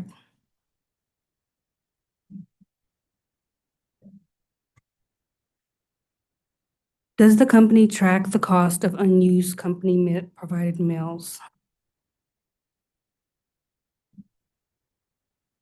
Not that I'm aware of. I would say the company endeavors to reach out to local community areas. If we have a meal that's not going to be provided or that wasn't able to because an area was shut down or not, they do reach to offer it to the community as well. And we do take those meals, let's say if they're prepackaged meals like box lunches, for example, and one area ends up restoring faster than another area and we move those crews, we will typically have those crews take the meals with them to their new location because they're prepackaged. And in other cases where the meals were made after the crews left, we will have somebody from our logistics team actually move them to the new work center so that they don't go unused. So there are cases where we do have unused meals, but we do everything we can to minimize that impact. And then, as Mr. Baldwin said, we work with our community partners to make sure that they're provided to folks that could use them. Thank you.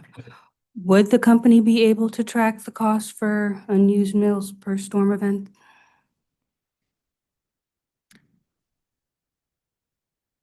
Let me confer for a moment.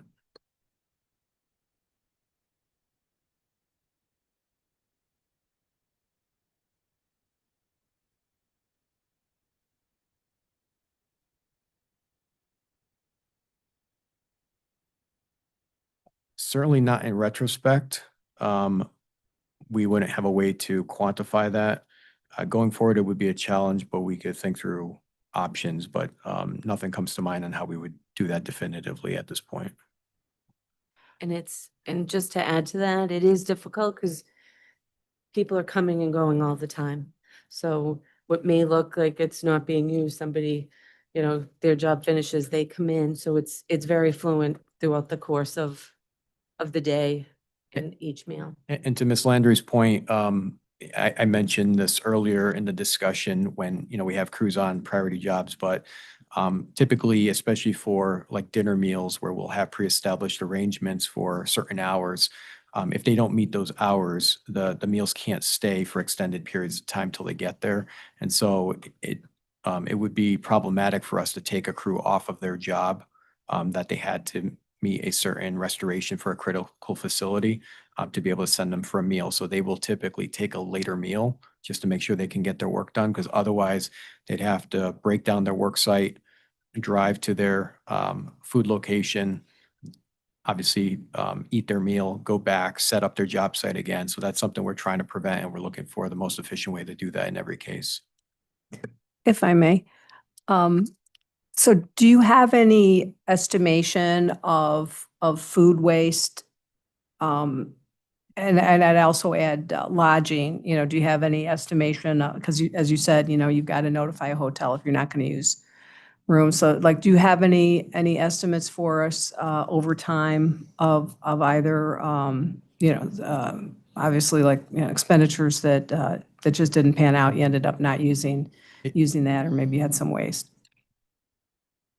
In general, my estimation is that it's very low. There are specific storms where the circumstances change, much like we talk about with the line crew requests and requirements.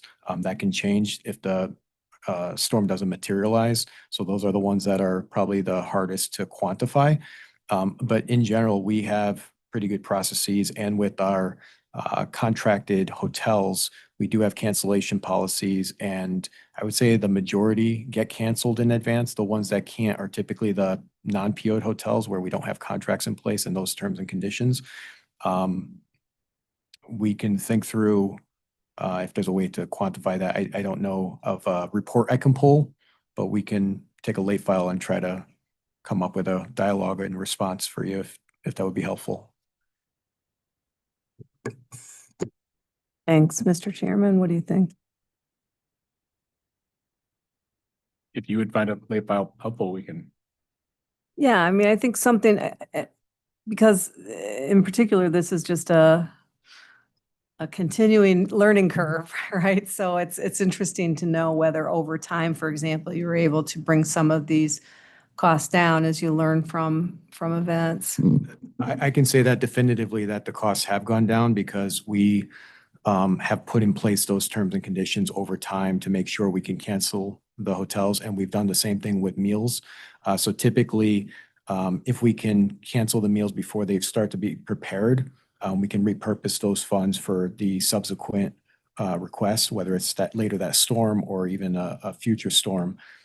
So we have made all of those improvements over the last 5 to 6 years. But to your earlier question about quantifying it, that's the harder piece to answer. Yeah, if you could provide something with a narrative of your method. And then just as a separate point, I mean, do you have relationships with, say, charitable organizations so that if you had leftover food, you could get that in their hands? Yes, that's what I referred to earlier is we work with our community partners. Okay. And there are different organizations throughout the state. Oftentimes, so long as the food is not opened, we can share that with them. And oftentimes they're appreciative of that because obviously, if you're familiar with many of the organizations, they struggle to meet their minimum needs.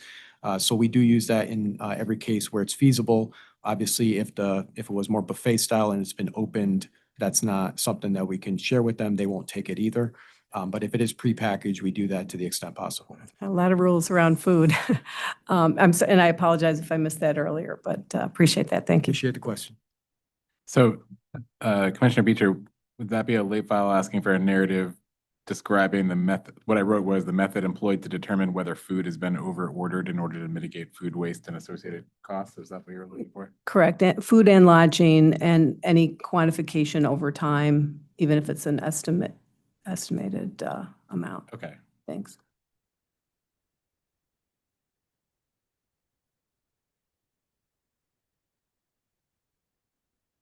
That'll be late file 36.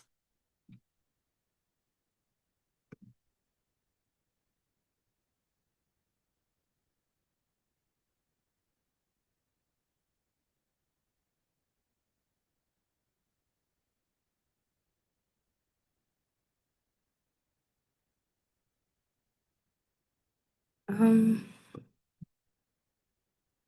I just ask a follow-up question on the same topic? And because I don't know if this has been asked, it's probably in the record somewhere, but how does the company determine, specific to the topic of food, how do you know how many sandwiches? How do you get to the number of sandwiches you order? Is it based on the number of crews expected to be at a site on a particular day? So it's a multitude of factors. So yes, the primary driver is the number of crews and where they're located. So oftentimes, and some of this has been described, but just to kind of paint the picture for you, if it'd be helpful, I'll kind of walk you through the process. So once we onboard the crews, we determine with our operations section chief where we want to allocate those crews across the state to the different work centers. And just making up easy numbers, just for an example, if we had 1,000 crews, we have 13 area work centers. So let's say we put 100 crews in every work center, then we would do the math on those crews translate to this number of FTEs. They also have this number of support staff with them. That's your base quantity. We also do that for all the other resources. So we have damage assessment, We also have internal resources for logistics, resource sections, et cetera. And each of those groups, when they put their staffing plans and rosters together, they would actually put in a request into our food tool where they would request, I have 20 resources that work in the day shift. So in addition to the crew counts, we're going to need these incremental food orders. And so then it goes to our centralized food team, which works to evenly distribute those requests out to the different restaurants and establishments. And then they would make sure to work with, again, the contracted establishments first, assuming they're available. And then those orders would be placed and delivered to either the work centers or staging areas, depending on that specific location request for that storm. Thank you.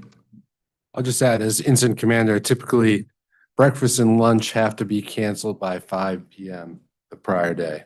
And then dinner we have typically till 11 a.m. So storm doesn't materialize or we're demobilizing earlier than anticipated. That's one of the actions we take as part of the IMT.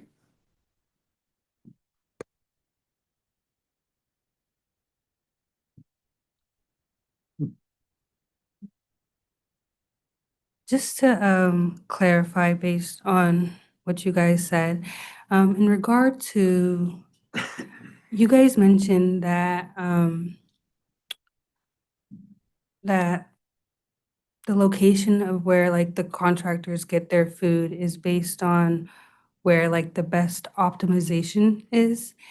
And if you guys know where like each crew is gonna be, like based on the day, how would there be like a situation where you guys do order too much food or do have food that's like unused if you guys know that like a crew is not nearby?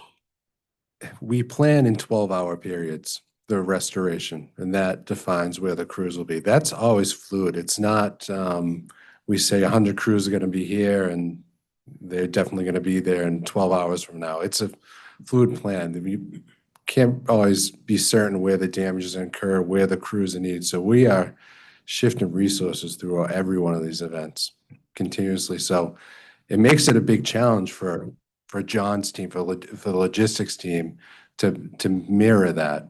So it's not perfect. You got to understand that the priorities are the public safety, the restoration, any, critical facilities. Those are we have to meet those priorities.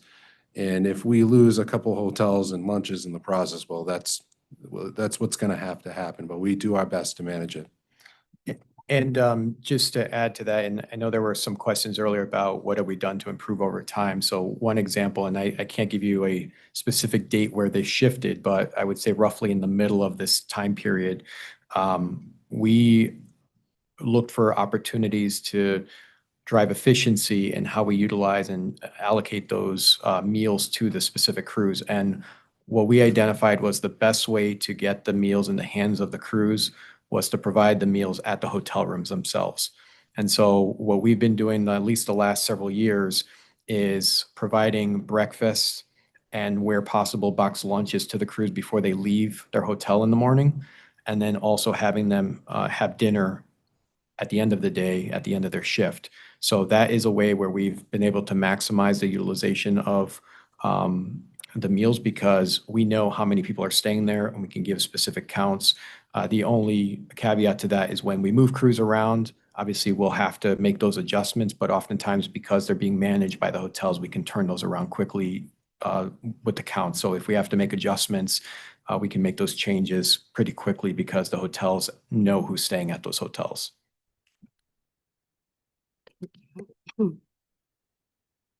If we can now please refer to EOE 59, attachment 1, page 4.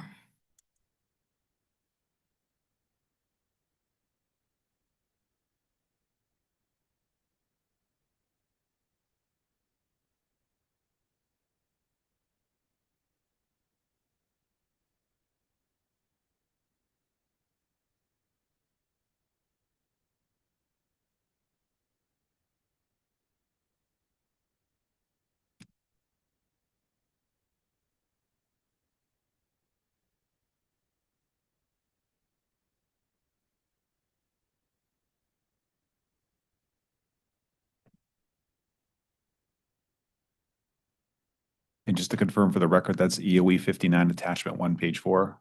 Yes. Okay, I know we filed that on a confidential basis, but we can proceed with the questions if there's a way to ask them without raising confidential materials. That's fine with the company. We'll do our best to keep everything in the public record. Yes, of course. I'm actually looking at the redacted version right now, and the question I was going to ask is pertaining to an unredacted part. Thank you very much.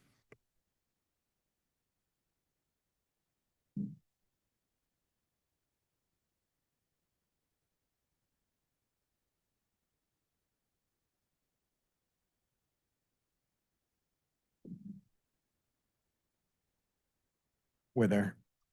Right. On page 4, in the company's response, it says that no equipment costs are paid during standby time, correct?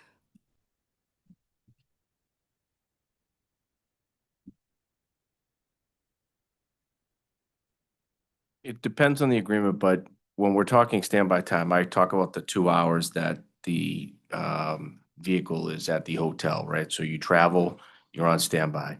If you are sent on restoration activities at the start of your workday, as we said, ready to work at 0700, if there are any standby times that pertain to during that 16-hour shift, the vehicle will still be paid for because it's in the action of being utilized for restoration activities.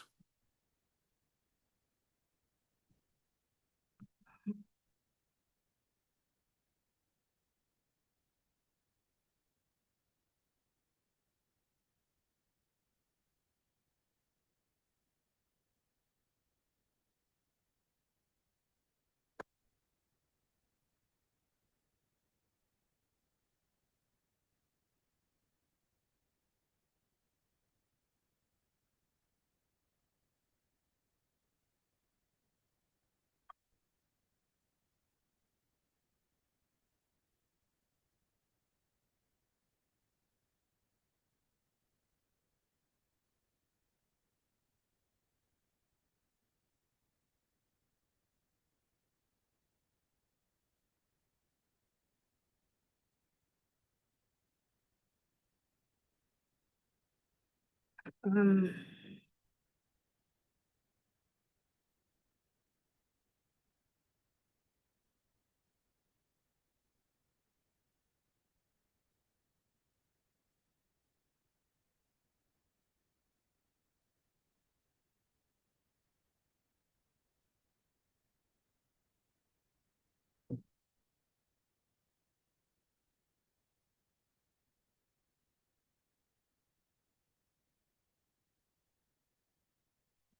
um,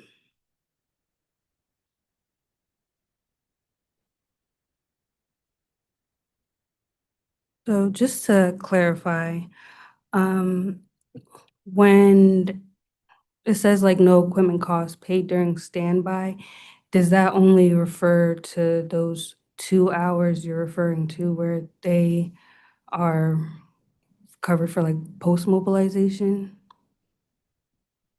Yes, I guess, so what I'm saying is that any time where, so on the timesheet, it states that it's standby, right? We're still paying for those vehicles for all those times. So in our eyes, we do pay for the vehicle during standby. The standby rate would apply, the rate of labor would apply when, for the 2 or 3 hours they're at the hotel. After finishing their mobilization, or potentially a little bit of time after their demobilization. All right, thank you. I am finished and gonna pass it off to John Grealish.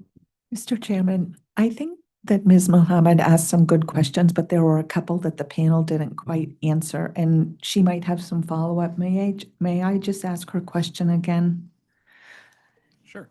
Mr. Baldwin, I think Ms. Mohammed was trying to ask you earlier about whether the contracts have provisions about whether the company's going to pay for food and lodging or the vendor has to. Did you want to ask that question? Yeah. So could you answer her more specifically about whether the contracts do specify who's paying for food and lodging? 1 second.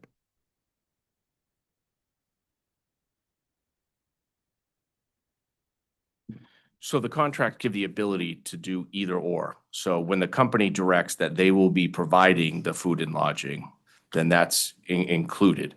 When we specify within our hiring email and it's agreed upon by the contractor, then the contractor will either submit a receipt for the hotel or submit a per diem cost where he doesn't, or they do not have to provide a receipt because it's at a per diem cost.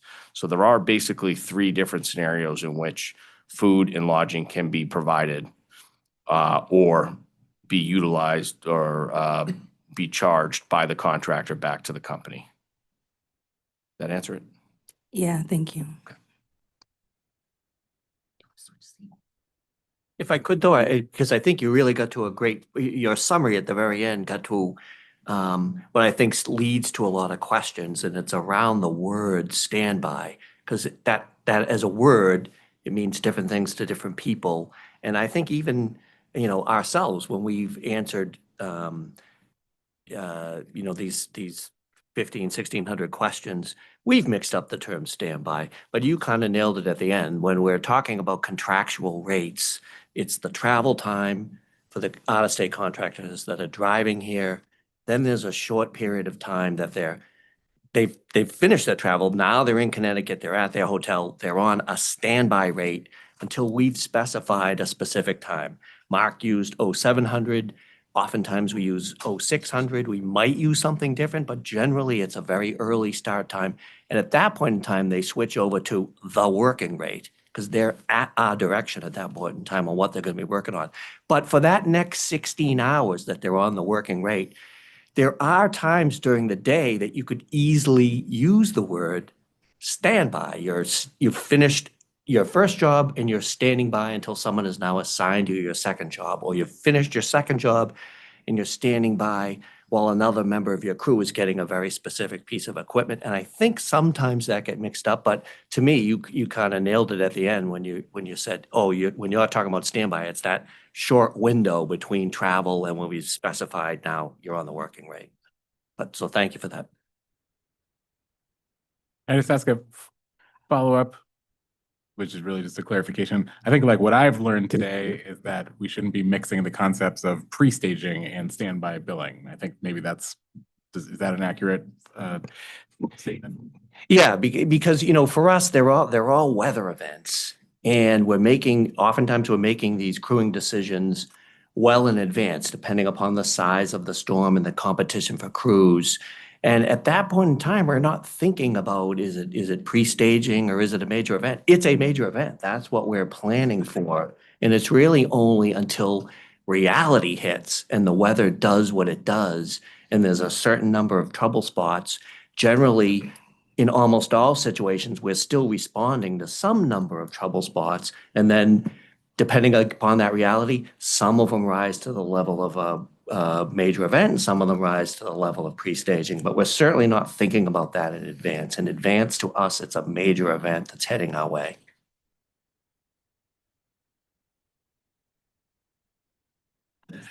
All right. I guess it's still good morning to the panel and the commissioners and everyone in attendance. John Grealich with Pura staff. The first question I'm going to have is about food and lodging. There's been a lot of discussion about the different costs and the logistics to getting it out there and whatnot, and maybe, extra meals you don't need. The company has a cafeteria on site, correct? At our Berlin location, correct. Has the company ever discussed or considered using that as your, to make all the meals, to disperse, to make the logistics easier and also be able to control costs better? We absolutely do use the cafeteria primarily for the crews that are central to the state. Okay. So if we have crews that are positioned in the Berlin area, we have used them to provide box lunches. They provide all of our logistical and support staff their meals throughout the storm. They're not always open and available, but we do maximize the utilization of that resource. The problem is the scalability.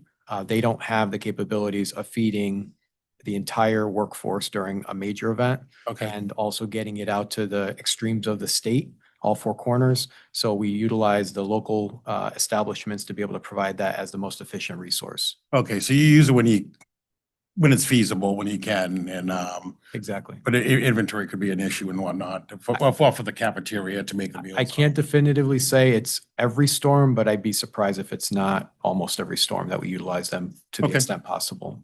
Excellent.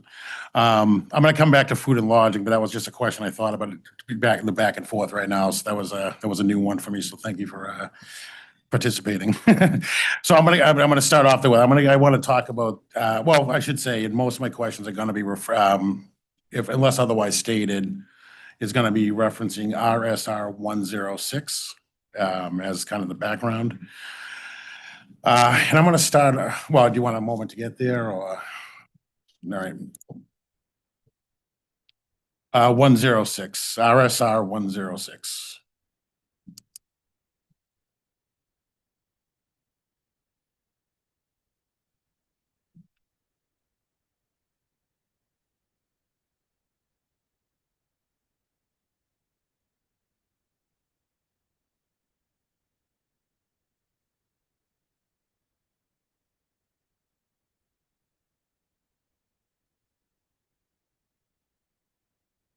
Particular attachment? No, it's just kind of, I have more, I guess, general type questions. That's just, they're gonna focus on that area, but no real attachments directly. I'm gonna start off with the response I mentioned about the $1,000 threshold, for the, for the selections we get sent along. The $1,000 threshold, what type of transaction was that based on? Meaning, is the $1,000 cutoff / threshold, was that a GL transaction amount, the underlying invoice amount, or something different altogether? Yeah, that would have been the GL transaction. GL transaction, okay. All right. So what is the process for splitting or reallocating transactions between accounts as needed? Is it done right away, or is it revisited later on, maybe at month end, year end, what have you? Is it done right away? Primarily done right away, but it can be done at month end if the allocation was misapplied. Okay, excellent. I mean, you did say it was by GL line, but I do have a question about invoices. I'm assuming sometimes that invoice would have multiple items that would add up to over the 1,000. But that could be, could be allocated out to different ledger accounts. Just to confirm, in that situation, let's say you had, I'm just throwing examples out here. This isn't, say you had 3 transactions at 500, excuse me, 3 line items at $500 each. And so you split them into your different ledgers. I'm assuming that would mean that the $1,000 threshold was not applied, because then you would break it up by ledger account. That is a fair assumption, yeah. Okay. So said differently, just to be clear, we could have a $1,500 invoice that was paid to 3 separate GL strings. Right. And that would have been broken out into 3 separate $500 transactions. And therefore under the 1,000. Correct. Okay, excellent. Thank you for that clarification. All right, so I'm gonna move on to, again, it's in RSR 106 that was filed on March 19th.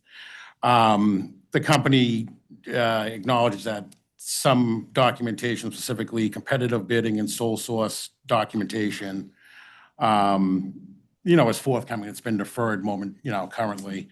Do we have a date when that would be available, when all that information would be available? The response including that you diligently working on it. But do you have a specific date? And I'm definitely going to want to ask for an LFE, I believe, on that too.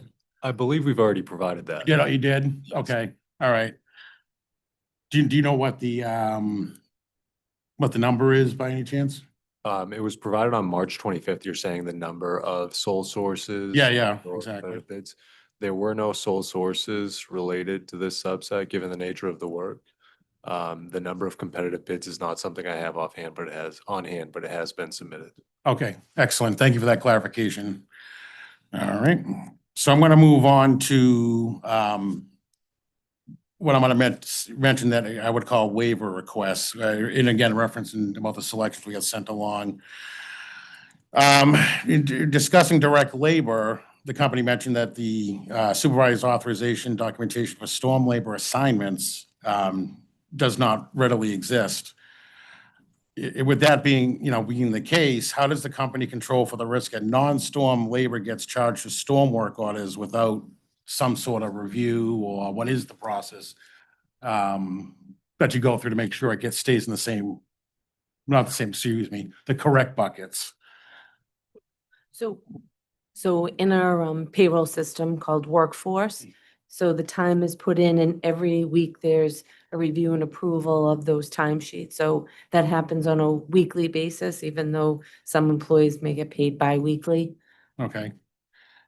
So when the company responded about the authorization documentation doesn't exist, but you had just mentioned it's done like kind of on a weekly basis. Is there anything that proves that out at all? So I'm sorry. So the question, my understanding of the question that was asked in RSR 106 was the approval of the employees getting getting activated for the storm. Yes, it So we was. did provide some samples where you could see the communication between the section lead and that employee to activate them for the storm. So that's what we don't have, is that activation, Sure. but that's what we provided as a supplement. Yes, I agree. And the question certainly did ask that, so it was responded to correctly. But just because of the response, I just wanted to, I guess, get on the record that there is some sort of review process that discusses how, to make sure everything's, again, I would use the term in the correct buckets, in all that group. So yes, in the payroll system, everybody charges a work order. So in Mhm. this case, they'd be charging a storm work order. If they're not, midweek, they could have other work orders or other activities that they're charging, and that gets reviewed, Okay. by their manager and approved in the payroll system every week. Is there any internal documentation that discusses the process that goes through, and has it been submitted already? The review process, I mean. I would have to check. We do have a time reporting policy. Right. If it hasn't been, we can definitely provide that. I'd have to subject to check. I'd have to see if it's been in. I Okay, believe we have, but I can check and excellent. get in. Yeah. I would like to put in a LFE request for that if it has not already been provided. That would be wonderful if you could do that. Absolutely. I believe that's, what LFE are we up to? 135 or something? That'd be LFE 37. 37.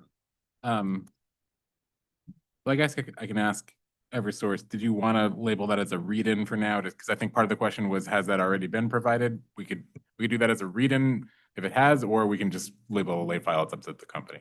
Read-in. A read-in. They're saying they'd like a read-in. We could talk about it over lunch, and then if we're not able to provide it during today's hearing, we request permission to convert to a late file. Okay. Thank you. So that'll be read-in I, and I'll label the read-in, please identify the location in the record of documentation or a narrative describing the process through which storm labor is verified. Is that what you're looking for, Mr. Ehrlich? Yes, that's correct. And actually, my next question is kind of tied into that. It was the same type of response for food and lodging, except the company said it's not likely available, but may exist in some cases. Again, for the storm assignments. If possible, I would like to kind of rope that into that same LFE if there's any sort of process description for the food and lodging as well, not just the direct labor. I guess pretty much for all costs related to it would probably be easier to say. So it's so maybe what I had was verify documentation or a narrative describing the process through which storm labor is verified. I think maybe what you're asking for is the process through which costs are allocated to the storm, to a storm. Yes, right. I guess I upgraded it, yeah, to get the just, you know, the review process for storm costs. That's exactly correct. Okay. That'll be read in I.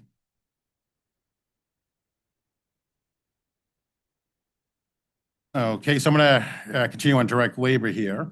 There was some time entry reports provided, and they seem to be pulled from a record of time entry or from a downstream reporting system. Which is it? Is it, do you have multiple modules for payroll, or is it all kind of housed together? So we have, I'll use my words, two modules. So the workforce system is the time entry system. That's where all the hours and everything go in and get approved. And then we have Workday, which has the financial information, your pay rate, and then the calculation of your pay, the contract interpreter that, you know, interprets all the contractual rules from the collective bargaining agreements for our represented folks. All right. So those are the two systems that they came from. So in the exhibit, the top section there that showed if you pick somebody who had overtime 2.0, that's from Workforce. Okay. And then the rates of pay and the pay stub that go down, those are from Workday. And internally, do they talk to each other, or is it a manual process? So they all talk to They each other. talk to each other, okay. Yes. If there is a situation where, an entry has to be edited for some, whatever reason, I'm assuming that would be a manual process, correct? So the amendment actually goes, it's manual but it's all in the system. So you make an amendment in the system to the timesheet. So if, say, I want to amend last week's time, I'd go in, I'd make an amendment, and then it still goes through a review and approval process Okay. before it gets posted. So you manually do it on one, but then it brings it over, Yes. which is nice about computers nowadays, right? Yes, sorry. Can I just add the one exception to that is amendments can only be processed up to, in the system, up to 6 months. So if an amendment is discovered, you know, down the road past that window, it would have to be a manual update through the GL. Okay, does that happen quite a bit?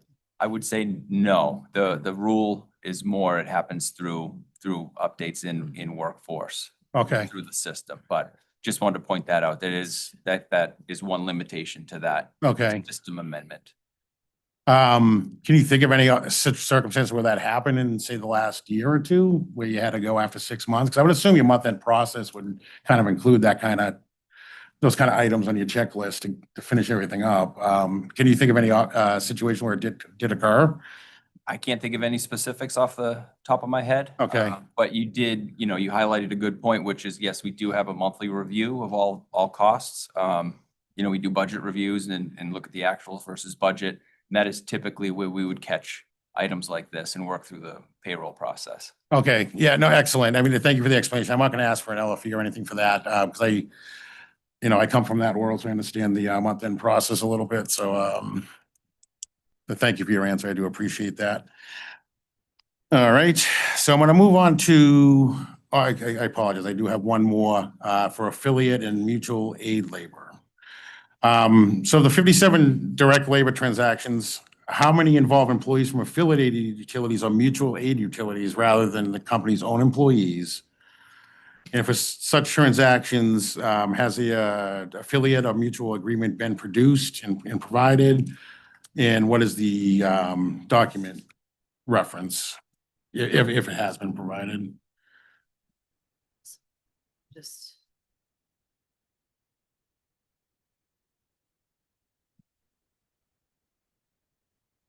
Can I ask a clarification? So affiliate versus mutual aid, to us, those are two different things. Affiliate would be kind of a sister Eversource company. Mutual aid would be from a different utility. I just want to make sure we're looking through the right things. Yeah, so I put in both words, just kind of capture everything, but I agree with you. That's what I mean. I mean, bringing on a third party, I guess you could say too, to come help you out, whether that's another Connecticut utility or somebody from Ohio, as we were using, I think, earlier example.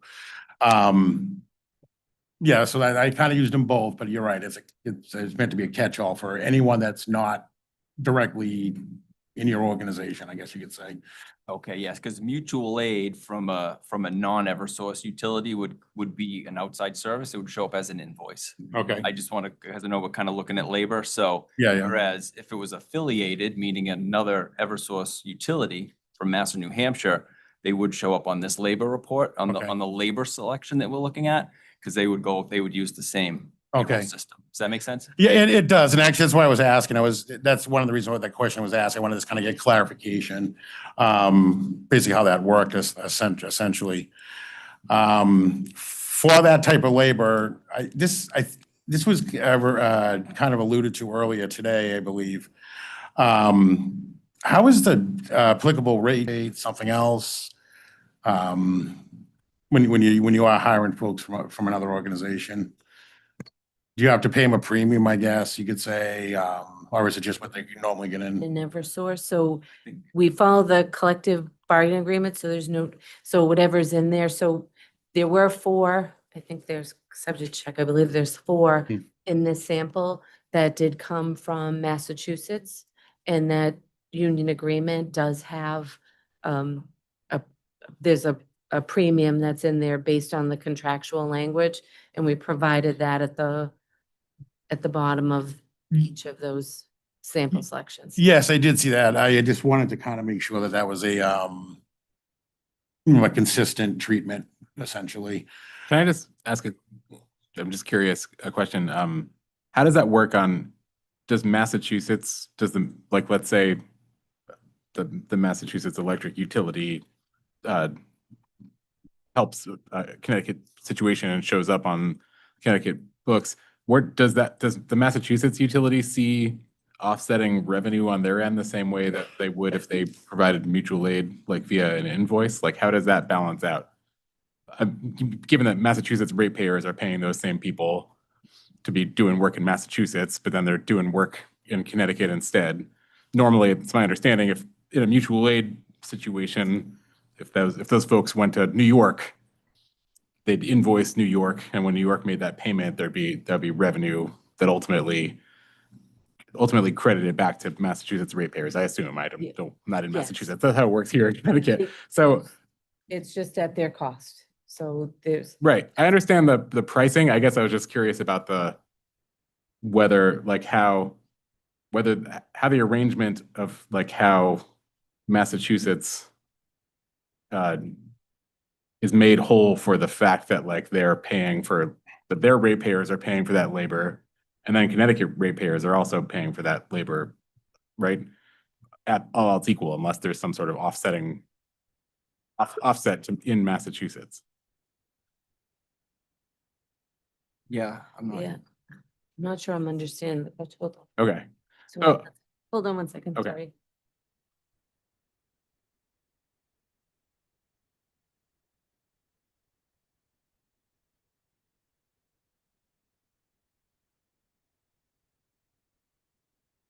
Yes.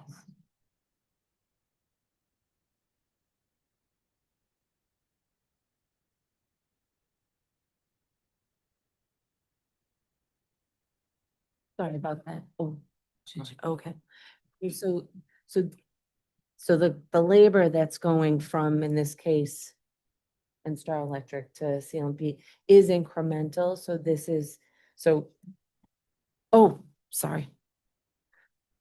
Sorry about that. So the labor that is being charged from NStar Electric, in this case to CLMP, is incremental to NStar Electric. So NStar Electric is still executing its work plan, doing that work. So there's still the work that needs to get done. So these are really incremental to NStar Electric. If that helps answer. But Leanne, is it done, in the chair's example, say we were going to Con Ed, there would be a mutual aid invoicing. But here, where it's a sister company, isn't it more they're charging our work order? Correct, yes. All in yeah. I think I understand. I guess I'm just struggling conceptually, again, and maybe I'm misunderstanding how mutual aid works, but maybe I'll back up there. My understanding of how mutual aid works in Connecticut is if CLMP personnel go to Ohio for just make sure there's no kind of crossover between parent companies, they get paid for that work in Ohio. it was my understanding that that money ultimately comes back here to Connecticut and is credited back to Connecticut ratepayers. Like, because I've seen mutual aid revenues in a rate case as an offset to overall revenue requirements. So I was just curious about, like, so if now the other way around, now if if CLMP employees go do storm work in the NSTAR territory, Massachusetts customers are paying for that, but that doesn't create any offsetting revenue for Connecticut ratepayers just because it's incremental. Is that, you see what I'm saying? Like, that's where I'm kind of getting lost conceptually. I'm gonna bring up my, Okay. Can have Mr. Murray approach, and he has been sworn. He can assist with the question. Thank you.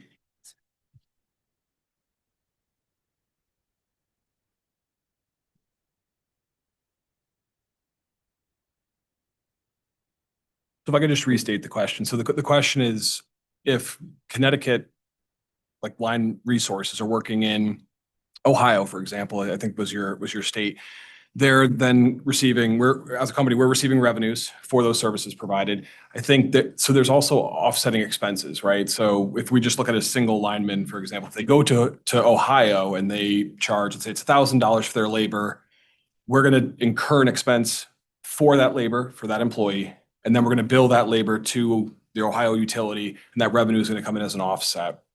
So the same interaction happens with with affiliates if Connecticut were to go to Massachusetts. I think it's important to note too, in base distribution rates, we do not include any affiliate labor as an expense that's recovered from Connecticut ratepayers.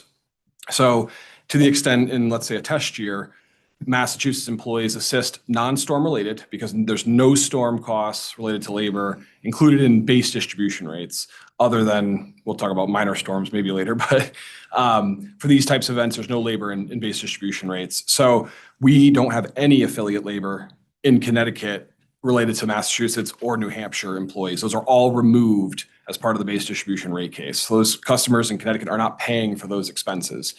When they work on storms in Connecticut, those are incremental costs to Connecticut ratepayers that Connecticut's are paying for. I think as Ms. Landry stated before, the work plan in Massachusetts is still being complete. So that work that is designed to be accomplished over the 365-day calendar year is still getting complete through those resources. So customers are still, in Massachusetts, are still benefiting from the full labor cost of those employees.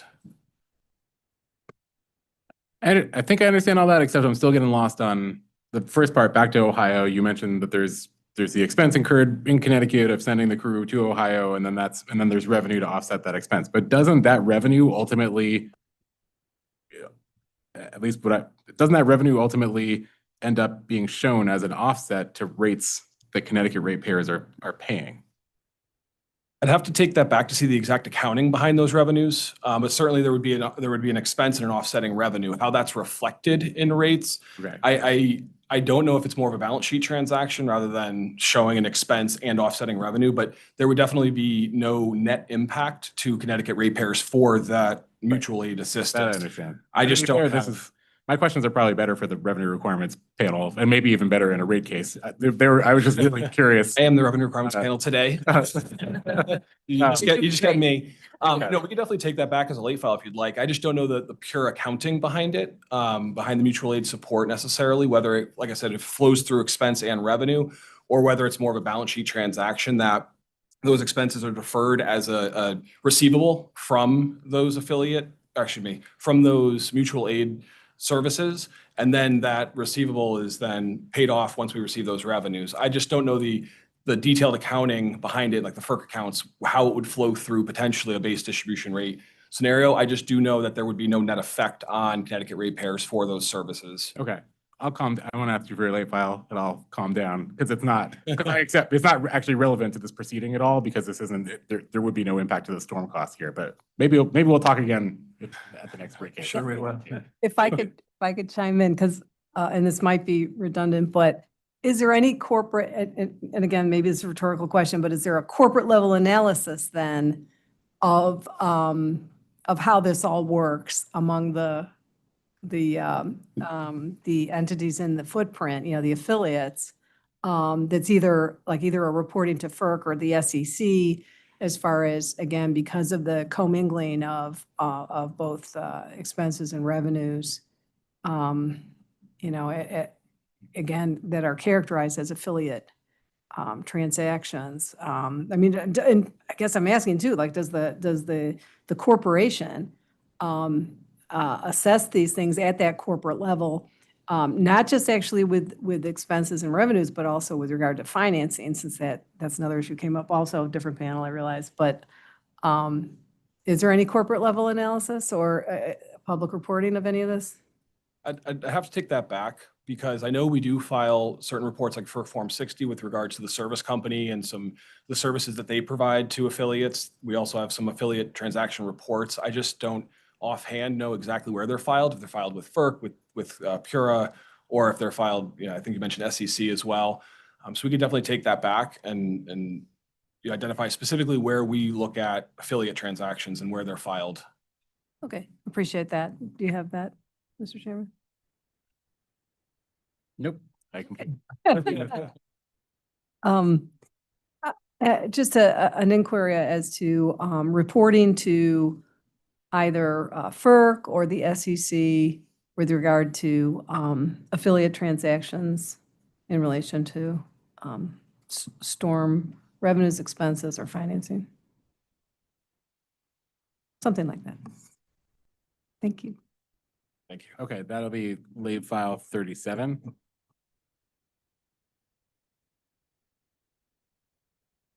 All right, so still kind of sticking on the food and lodging, but I'm going to concentrate on the lodging side of the equation this time. You had mentioned earlier that you get blocks of rooms for you know, storms and what have you. You know, I used to, another thing I used to do, I used to work in hotels way back in the day. And we used to get blocks of rooms for like, you know, various things. I think we even had utility crews once in a while. But a lot of times those rooms were blocked out months in advance for, you know, weddings or what, or if there was an event in the area, what have you. And it was not impossible that every hotel in the area was sold out, right? And of course, you can't plan storms. We wish we could, of course, but we can't. Have you ever run into a situation where the storm comes and there's just no rooms available for your crews? And if so, what did you do? Or is there a policy? Because ultimately, if they can't work, the ratepayers, you know, won't have their power. So what do you guys do in a situation like that? How much time do we have? I don't know, we gotta. I can give some examples. The short answer is yes. Okay. There are those circumstances that happen periodically, and I'm just trying to collect my thoughts around a few examples so I can give you specifics that have actually happened. I can think of the I think it was May 2018 events where it was a relatively isolated, was it the tornadoes? We had tornadoes. It was a relatively isolated event where there was a lot of damage in one area. I think it was in the southern part of the state, if I recall correctly, but we're going on many years now. Sure. Understood. And we were unable to find enough hotels anywhere in the state. And it was puzzling to us at first. Like, how could it possibly be? We have plenty of days before the event where we were at least starting to plan. And we just could not find adequate hotel rooms for the crews we were bringing in. And what we realized was there were two compounding factors. We had prom and we had graduations happening simultaneously. So pretty much every hotel room in the state was occupied. And if we could find blocks of rooms, there were 5 or 10 here and there. We weren't able to block out big chunks of rooms. So in that particular situation, we reached out to our partners at the state and we asked if we could utilize some of their dormitories. And this was a very unique circumstance because there were really no other options at the time. So we were able to get Western Connecticut State University. And if I recall correctly, it was about 250 beds in dormitories. And we also, the next day, we were able to pick up an additional 950 beds at Central Connecticut State University. And so is this helpful? I'll continue. No, it is, but ultimately I guess I would ask for the policy in writing, because in a situation like that, if that had happened in February, you wouldn't have those dorm rooms available to you, right? I mean, the students are there. They probably just had just left for the semester, I would assume. You probably lucked out there a little bit, right? So, do you actually have it in writing? Because I mean, we don't need to rehash everything. If Yes, you I- have it in writing, we can certainly look at it as an LFE. So I can work with our emergency preparedness team to, we do have policies in place. That was just one example, which Mhm. was a specific circumstance. But we do have plans pre-established. We use base logistics and storm services as another tier of support for bringing in lodging. And those are set up more like base camps. So the challenge with those situations is they typically require a 24 to 48 hour lead time, depending on how many crews we need to house. And we actually have to have very large properties to be able to establish. So we have ERP plans with actual site layouts of how we would set up these bunk trailers. We have pre-established arrangements with these companies that come in and pretty much turnkey a mobile hotel, for lack of a better term, also providing food services. So we have many options at our disposal depending on the circumstances of the storm. The issue is it's not a very easy flow chart to map out to say, if this happens, do this, because in the situation of I gave that example with the graduation weekend and prom, because those are not things that you can necessarily map out in an ERP plan. So we have to adjust based on those particular circumstances. And we were able to come up with a solution based on the relationships we have, based on the resources available at our disposal, based on planning in other parts of the ERP. So we were able to meet the needs for operations so that we did not impact the restoration. Okay. Yeah, if I could get the policy as an LFE, that would be fantastic. I believe we're at 38 now. I'm losing track a little bit, but I think we're at 38. Yep, late file 38. Okay, excellent. Mr. Graylish, can you give me the prompts? I'd be looking for the internal policy discussing what would happen if no hotel accommodations were available for crews in order to still be able to bring in the crews in order to make the fix to, help out the residents of Connecticut, get the storm fixed, get the damage fixed from the storm. That's probably too long a way to say it, but that's what I'm looking for. Just please provide the internal policy discussing what would happen if no accommodations were available for crews, outside crews? Is that what you're Right. No hotel accommodations are available for outside? Right, exactly. And I guess it would ask to be included in that too, is part of the policy, if you send, in that situation, you mentioned you put people in, in dorms, right? So, I'm assuming their cafeteria was closed, and the folks would have to use the group bathroom. We all hated when we went to school. I mean, what do you do in that? Do you have food brought in for them, or is that part of the policy? That was part of the example I was trying to Yeah. paint the picture on, is there's a lot of pieces that go into that. So in some cases, we have used their cafeteria when they're available, but in that particular situation, all of their staff had left for the season. Okay. So in that case, we had to work with catering companies that brought in buffet capabilities and able to feed at Central Connecticut State University 950 resources on a pretty quick turnaround. So you could imagine the logistics of being able to get that on location very quickly. But in other cases, like I mentioned, Base Logistics and Storm Services as two of our vendors that we have established arrangements with, they would not only bring bunk trailers, and just to kind of give you the sense of magnitude, we're talking about for 1,000 crews, we'd be bringing in 50 to 70 semi-trailers worth of equipment, and there's typically like 20 bunks per trailer. And I'm not saying these are lavish accommodations. If you can think of, like, if you've seen pictures of, a submarine, how they kind of stack the bunk beds 3 or 4 high, that's essentially what we're talking about here. But, these are emergency restoration events. And, while they're not the preferred method for us to deploy, our crews also understand that these are not normal circumstances. So we try to balance everything at our disposal to make sure that the crews are as close to the restoration as possible to maximize their actual wrench time. Okay. And with that, storm service and base logistics arrangements, they also bring, the lavatories, the food capability. So one that we had, I think it was in 2021, they brought these massive tents that could feed 1,000 people because you have to be able to facilitate all of the logistics for those resources. And at the same time, when you park crews, the line trucks for 1,000+ crews, we have to look at the logistics of making sure you don't start blocking based on how people get off shift, how they get into the location, how they get out, making sure we have a traffic pattern established.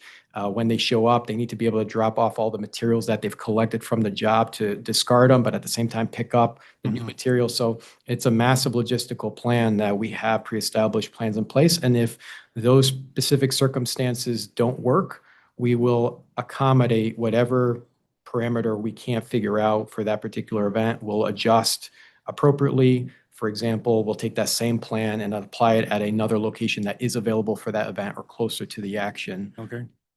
I'm assuming, please confirm that this is, when you hire these parties, this is all it's all their equipment, right? When they're setting up these tents and all that kind of stuff. Lodging and tents and food capabilities is typically provided by them. We Okay. do have additional support on site. For example, we typically have materials available for the crews, which would then be provided by our logistics team. So it is a collaboration depending on the function that we're providing. We also have equipment already within the state of Connecticut. So although it's owned by them, and we have first right of refusal for that equipment. So if we're not utilizing it, they could use it for another utility that had a disaster, but they do keep it in our territory. So it's not that it has to travel from Tennessee or Texas. Okay. We would obviously don't have every single piece of equipment here, but they have a portion of their services already located here in Connecticut. And one other one is fueling is a big one. If you think about bottlenecks in the storm, if we had every crew go stop at a gas station to fuel up their trucks, and you can think about when we're just fueling cars, how long it takes. If you had a caravan of trucks doing the same thing for limited diesel pumps, it would take a lot of time out of the restoration. So while our crews are at hotels or at these base camps, we will have fueling trucks go to every single truck overnight while they're resting and fuel them up so that they're ready to go and they're not bottlenecking at fueling stations. If you've had to use that scenario, just for clarification, when you house people basically outside, essentially, right? Does that require extra insurance at all? The cost of which gets roped into the storm costs? I believe that's part of the contracts, but I'd have to check that. Okay. I'm not familiar with that aspect of it. Can we also get the contracts with those companies, please, as LFEs? Just to kind of look through them if they haven't already been provided. Mark, do you know if they would have been provided? We'll confirm if they're not in the record and we can provide them. Excellent. Thank you so much. Excuse me. And Mr. Grealish, I was just going to say, if there is insurance costs, it doesn't go through the storm. It's not Okay. Storm costs. So I don't believe there is, but if there were, it wouldn't be something that you would see in this proceeding. Okay, you wouldn't Allocate. do it as an add out, Correct. okay. Mr. Chairman, just for record keeping purposes, I know there's a commitment by the company to see if they're in the record. Can we mark those as a read-in? And so if they're in the record, we'll identify where they are. If they're not, we'll request permission to convert to a late file so we get Mr. Grealish the documents he's looking for. Yes, that would be read in J.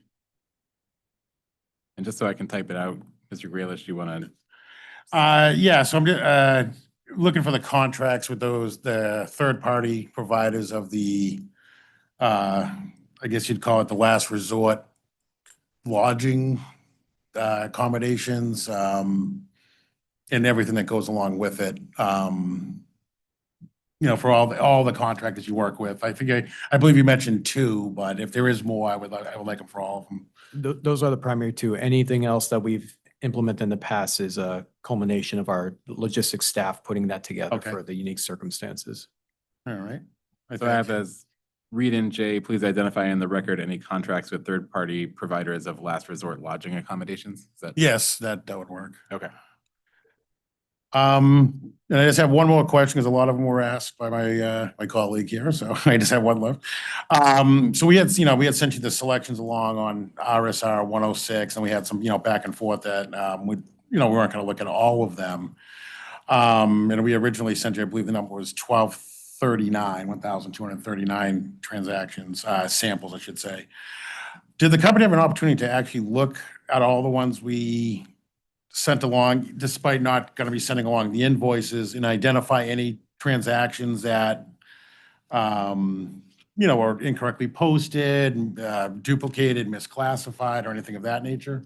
When you were reviewing the initial, request of 1239? Did the company have an opportunity, let's say another way, did the company have an opportunity to actually, I mean, I know, again, I know we're not going to be providing the invoices, but did somebody do a check on the amounts before responding to in RSR 106? Did any issues come up? Of the 1239? Right. Well, Like, did you catch anything on your own, basically, so looking through them? I do not believe we did. Okay. But just to clarify, we do all of those, we provided the exhibits by storm Right. originally. Those exhibits go through a pretty thorough review process. And we kind of showed you how we made the sausage. There's a lot of info in there about things that we did identify in our review process that we did not include with this. So, by nature, your selection of the 1239, if there were ones that we did not include in this cost recovery and that was identified, it would have been noted. Okay, excellent. Yes, I just wanted to get that on the record and clarify. I did see some of that support that you had mentioned. Yeah, that's actually all I have at the moment. So I thank everyone on the panel and the commissioners, and I'm not sure if you got a few. Okay, I'm gonna hand it over to my colleague Steve Capozzi right now. Thank you so much. Mr. Capozzi, could I ask you it's 12:30, so just curious about whether it would make more sense to. I think if it's okay with the panel, if we can go up to 10 more minutes. I'm gonna call it a 12:45, if that sounds good to everybody. Okay. While he's coming up, I actually wanted to circle back quickly, Tom, Chairman Wheel. So back to the question about affiliate labor, one like Massachusetts is sending people to Connecticut. I was wondering, maybe one way to get to Chairman Wheel's answer would be, it's possible you might prepare consolidating statements of the companies with intercompany eliminations and other transaction notations. And obviously it's aggregated at a high level, but maybe you could drill down into that kind of statement and find out how you've handled these sort of costs and provide a simplified consolidating statement, if you think it makes sense. Yeah, we should be able to do that. I'm getting a little bit out of my lane, but certainly we have, a whole consolidation, elimination, intercompany process each month. So my guess is, and we'll answer Chairman Wheel's question, is that's where all this gets settled out. Can I just clarify for the record? I know we're taking late file 37. Do you want that added there, or do you want a standalone late file for the question we just received? I think it probably makes sense to add it to late file 37. Thank you. I'll just add to that.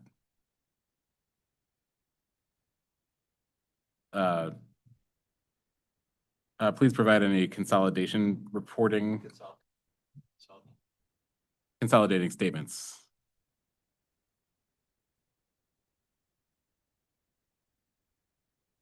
Outlining the delineation between entities. All right. All right, Mr. Capozzi, now you've got 12 minutes. All right, thank you.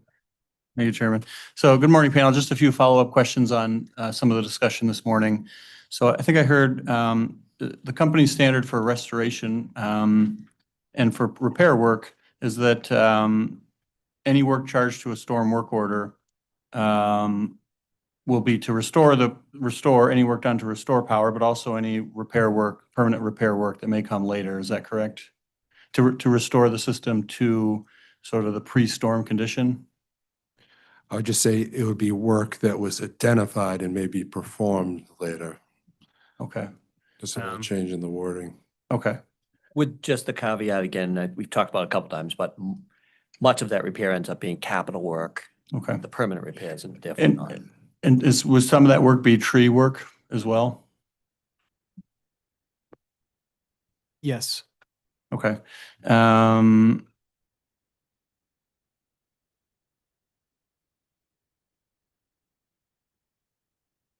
Can that, how,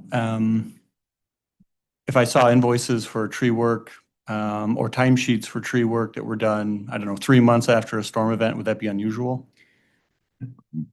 We try to address them as soon as possible after the storm, but it's not unusual to have them extended. And the primary reason for that is after the storm, we have to coordinate with tree wardens, as an example, or the customers to seek permission to remove those trees or to make trimming. So that could be one of the main drivers for why it could take an extended period of time, because we need that written consent to be able to move forward from a customer. Okay. And that tree work would almost always be done by a vendor, is that correct? Correct. Okay. How would the vendor know, what information are they using to determine, to know to charge that specific work to that storm work order? Is there? So the arborist is tracking all of the post-storm work that happens during the storm, and that's from several sources. So some of it comes from OMS based on the information that comes from damage assessment or the crews. Some of it would come from requests from the tree wardens themselves asking for us to address a tree that was a tree that is a hazard as a result of a storm, and as well as things that were identified in the post-storm patrols through the arborist. So the arborist would prioritize that, assign it to the resources, give them the correct accounting, and then that's how it would flow back into the storm if appropriate. Okay, in all those cases, would there be a record in the outage management system reflecting like that work order number or something, some assignment to that storm, that work needs to be assigned to that storm? There are some, but I'd have to confer to see if it's in all cases. Okay.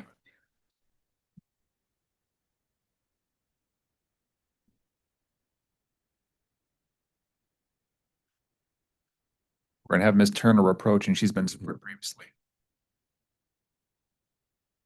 It's a maze of chords back here. So just to back up and reiterate what John was talking about, when I was an arborist, post-storm patrols and follow-up tickets from outage management systems were some of the sources where we would get notified that there was a tree or a tree part, a branch that was potentially damaged in the storm. So the way that this would work is the information comes from several different sources. It could come from the outage management system as a non-outage ticket. It could also come through the outage management system as a follow-up note from a lineman who made a repair and wanted to have vegetation management follow up. We also receive calls from customers through our customer care center, and then tree wardens also call us arborists. We work very closely with the tree wardens in Connecticut. And one important thing to know when you're talking about the time after storms that we respond to damaged vegetation is that most tree wardens are not full-time employees. It's not a full-time job in most municipalities. And so it may take them days or weeks to go out and look at these trees. So then the arborist would go out and confirm that the vegetation is damaged, that the damage appears fresh, which you can tell, and that also that it is threatening the electric system. So when I was an arborist, I would be out in the field, and that's the other thing to know. We're really out in the field the days, the weeks after a storm. We're not sitting in the office. We're driving around, and I would keep a log of all of these locations that are coming in from different sources, what storm they were associated with, the date and the contractor that I assigned the work out, any logistics that was required. Maybe it needed a scheduled outage to complete it safely, and we had to schedule that with the line department. Maybe we needed to bring in a crane, and the crane's outrigger footprint was too wide to block the road, so we had to schedule a road closure. All these notes that we would plan for the logistics, but it would be the Eversource arborist that was tying that information to the storm number, telling the vendor what storm number to bill, and then tracking that through completion to make sure that all of the post-storm work is appropriately charged. Okay, thank you. And so when the company receives an invoice from the vendor, that invoice from a vegetation management vendor, that invoice, would that often include multiple different charges for multiple different work orders? So we have, going back to the timesheets, and the timesheets are what the arborists review and approve to start. Those are on a weekly basis.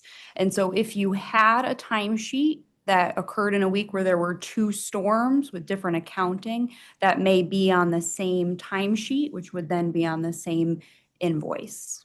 But it's separated out from scheduled work. What's separated out from scheduled work?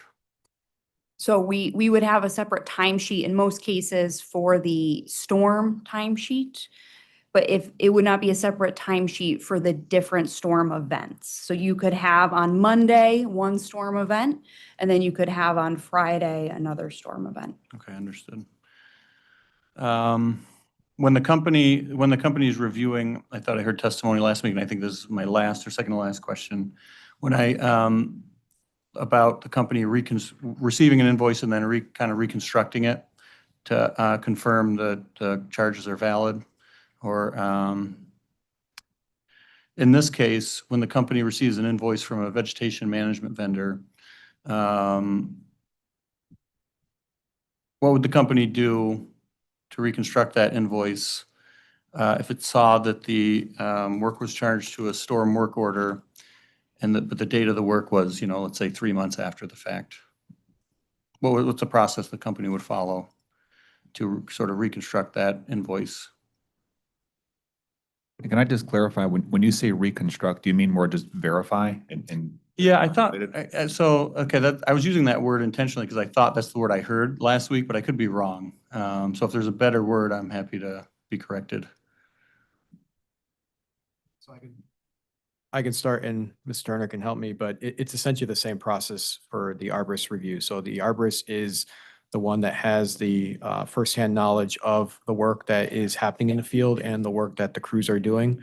And so they would go through their review on a timesheet basis, validate based on their logs, as Ms. Turner pointed out. That's how they manage the work that they're dispatching to the crews and the assignments to the specific crews, as well as what equipment and what classifications for each of the workers. And so that would get validated before the timesheet gets submitted for invoice submission by the contractor. And then when it comes back to us, we're validating, very similar to the description that Mrs. Landry provided earlier, on making sure that the timesheet information and the work orders match what we expect to come in from the invoice perspective. So it's a multi-layered validation, but it all is based on the premise that the arborist has that firsthand account of what happened in the field. Okay, all right. Okay, thank you. I think that's all the questions I have. Thank you very much, panel. Thank you, commissioners. Sure, and is that it for Bureau staff? That's it for authority Doesn't have to be, I was joking before, like if we want to come back after lunch, you guys can have. That's it for the authority staff. Okay, so let's break for lunch, and 45 minutes enough if we came back at 1:30, or do you want 1:45?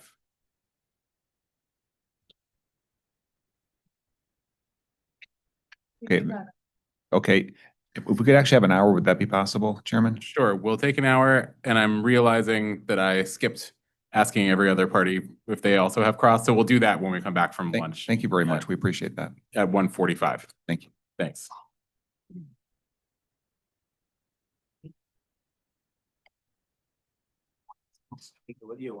I'll bring mine. I'm gonna leave mine too.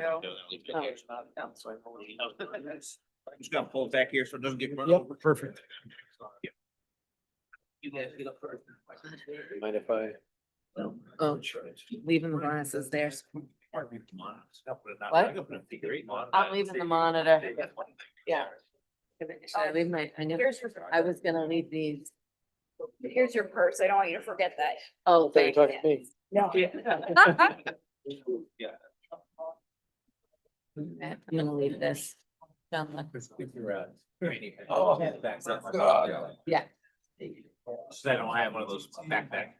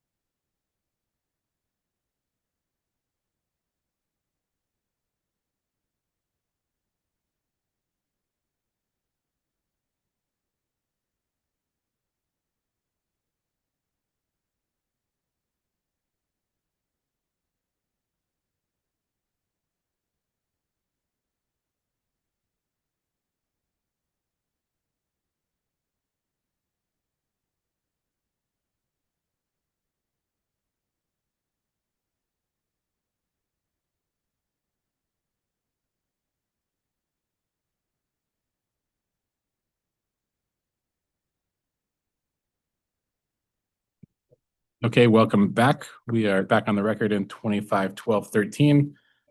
Attorney Niagara, I see you sitting there, but I did promise to go by the agenda order, so I just need to check Office of Attorney General.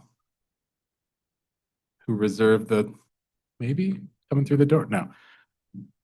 All right. Office of Attorney General, as of this morning, had only reserved the right to cross, so I'm going to proceed to let Deep cross under that understanding, but if Office of Attorney General shows up and changes their mind, they can ask perhaps for a chance to cross if the company wouldn't object.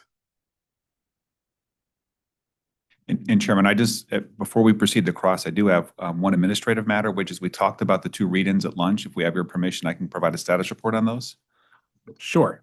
Thank you. So regarding read-in I, which was asked for by Pura staff, I'm going to proceed to have Mr. Griffin or Ms. Landry provide the information into the record. Yep, I can take that one. So I have 3 references to help go through this particular read-in. So this was an ask for a description of our process and any process flows, as well as policies related to payroll. So I'll start with, the first one is ES-ACCT-1, and that is Leanne Landry and my testimony. So that goes through, it starts out with an overview of the exhibits that are provided, and starting at page 20, it also goes through a narrative of the process we follow to review costs prior to filing.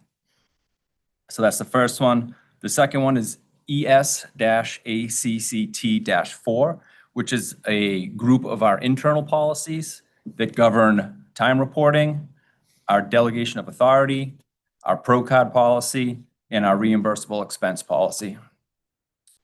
And lastly, RSR-99 Attachment 2, that is a process flow chart that reviews our review process that we follow, again, prior to filing these costs.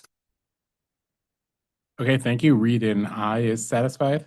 And the remaining read-in that we had received was read-in J, which had asked for contracts and information regarding the arrangements we have with Base Logistics and Storm Services, who provide the type of support that was described by the clients. And after discussing it at the break, we'd like permission to convert read-in J into a late file exhibit. Okay. That'll be late file 39.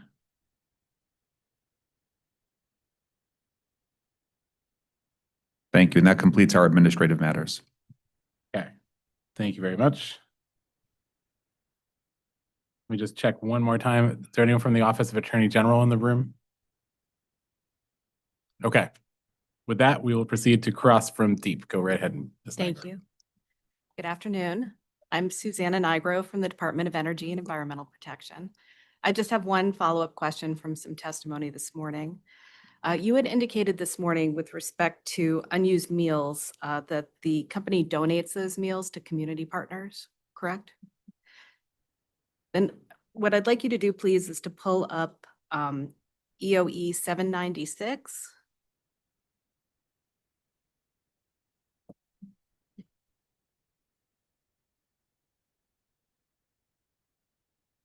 Please let me know when you have that ready.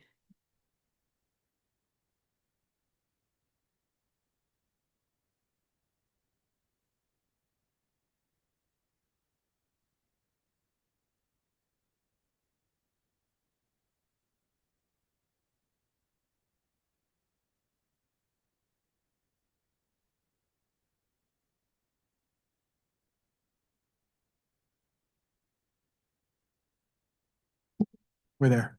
Thank you.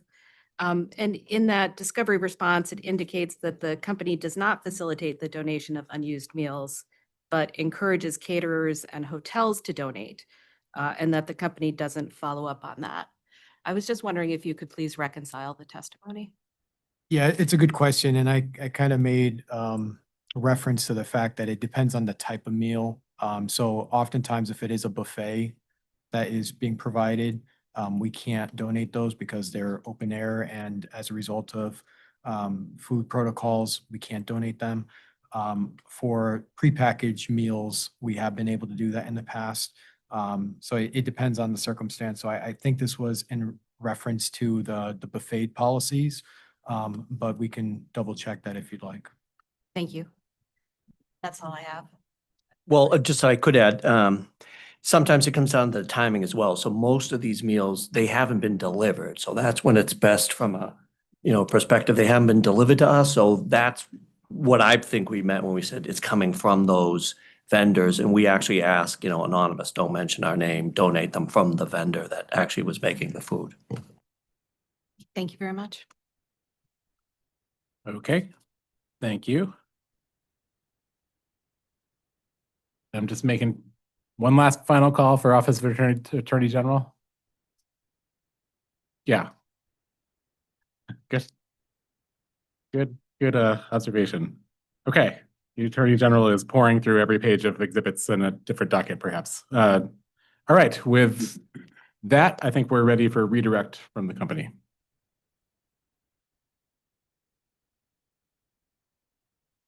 Thank you very much for the opportunity for redirect examination. And just to clarify, we will be doing redirect for information covered on day one and also this morning, because this is the first redirect examination for this panel. I'd like to first start with Mr. Murray. Mr. Murray, do you recall questions that were received on hearing day one and also this morning regarding the company's pre-staging process? Yes, I do. And what is the company's understanding of how pre-staging works? So there's a bit of history that stems back from docket 140506. In that docket, the initial filing, there's testimony from Ken Bowes that identified a non-exhaustive list of types of incremental pre-staging costs that may be incurred depending on the storm severity. Importantly, those types of costs included, among other things, mobilization and demobilization costs. So that indicates since that time frame, there's been an understanding that pre-staging costs are recognized through at least the point of demobilization. As the operations panel noted earlier today, when we do mobilize crews and have them on our system, it's most efficient to use those crews in supplement of our internal crews. Moving forward to Pure's final decision in 1811-12, at page 14, and I'll quote, it's recognized that CL&P's practice is to apply only those pre-staging costs to the pre-staging reserve if the storms do not materialize. If the storm becomes a catastrophic event, then all the costs are applied to the catastrophic storm reserve. The decision also recognizes that, and I quote again, pre-staging costs typically include securing external line and tree crews and performing other advanced preparations so that the company may comply with storm preparedness and restoration requirements. We do not know, nor do we monitor during an event whether the total cost will result in an amount greater than or less than $4 million. This is a computation that is done after the fact once costs are either estimated or known through the billing process. If the resulting costs are under $4 million, it's considered a pre-staging cost. If it's greater than $4 million, it's classified as a catastrophic event. And Mr. Murray, are there any types of storm events that are being addressed through base rates? So there's three categories. First, there's the cost of catastrophic events. Those are deferred for recovery and for a prudence review. There's an amount initially established at $3 million in base distribution rates to fund that reserve. There's an additional pre-staging reserve. So those pre-staging events are also deferred for recovery and for prudence review. There's an amount of $3 million in base distribution rates to fund that reserve. But the important category is for non-catastrophic, non-pre-staging events, there's an amount in base distribution rates that is actually utilized to fund those storms and those storm costs in the amount of $4.2 million. It's important to look at the volume of those storms. So for example, in 2025, we incurred over 50 of those non-catastrophic storm events, totaling over $35 million. While at the same time, base rates was only collecting $4.2 million. And that's a common theme we've seen since the last base distribution rate case for those storms. And just to be clear, for those smaller storms you just mentioned, none of those are being sought for recovery in this proceeding, correct? That's correct. In each of those events, there was no pre-staging notice, and therefore they're not considered pre-staging. They're considered non-catastrophic. They're not deferred for recovery or prudence review as part of this proceeding. They're recovered through base distribution rates. Okay, thank you, Mr. Murray. That completes my redirect examination on the topic of pre-staging. I'd now like to pivot to questions about some contracts that came up earlier today. So I'd like Mr. Correa to please approach the bench and have a seat.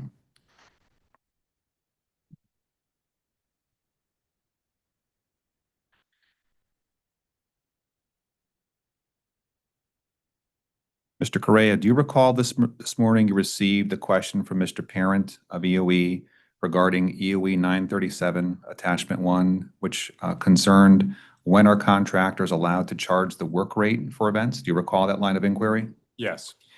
And when Mr. Parent was referring to data response EOE 937, what type of contracts are contained within that data response? The RSR 937 Attachment 2 was actually a damage assessment contract. And for damage assessment contracts, standby time isn't applicable. As far as RSR 937 Attachment 1, that was a template for emergency response line contracts. The wording that was brought into question was the commencement of emergency response work. But if you read further, the language includes the additional wording pursuant to a work release. I think part of the confusion that we've had about this distinguishing factor is that we've been trying to describe the type of work that is included in ERP work. But what really, the key point here is that they are on standby time until they are provided a work release. That work release is either us telling them to report to a site ready to complete ERP work, or it's an actual action for them to support restoration activities. And that's the clear line in the sand between standby time and work time. Thank you, Mr. Correa. Mr. Correa, do you recall on the first hearing day you received a question that asked the company, are our contracts clear enough to enable our vendors to understand when they're allowed to charge the work rate in connection with these types of events? Yes. And do we receive lots of disputes with our contractors over when they're allowed to charge the work rate for these types of events? We rarely receive disputes relative to standby versus work time.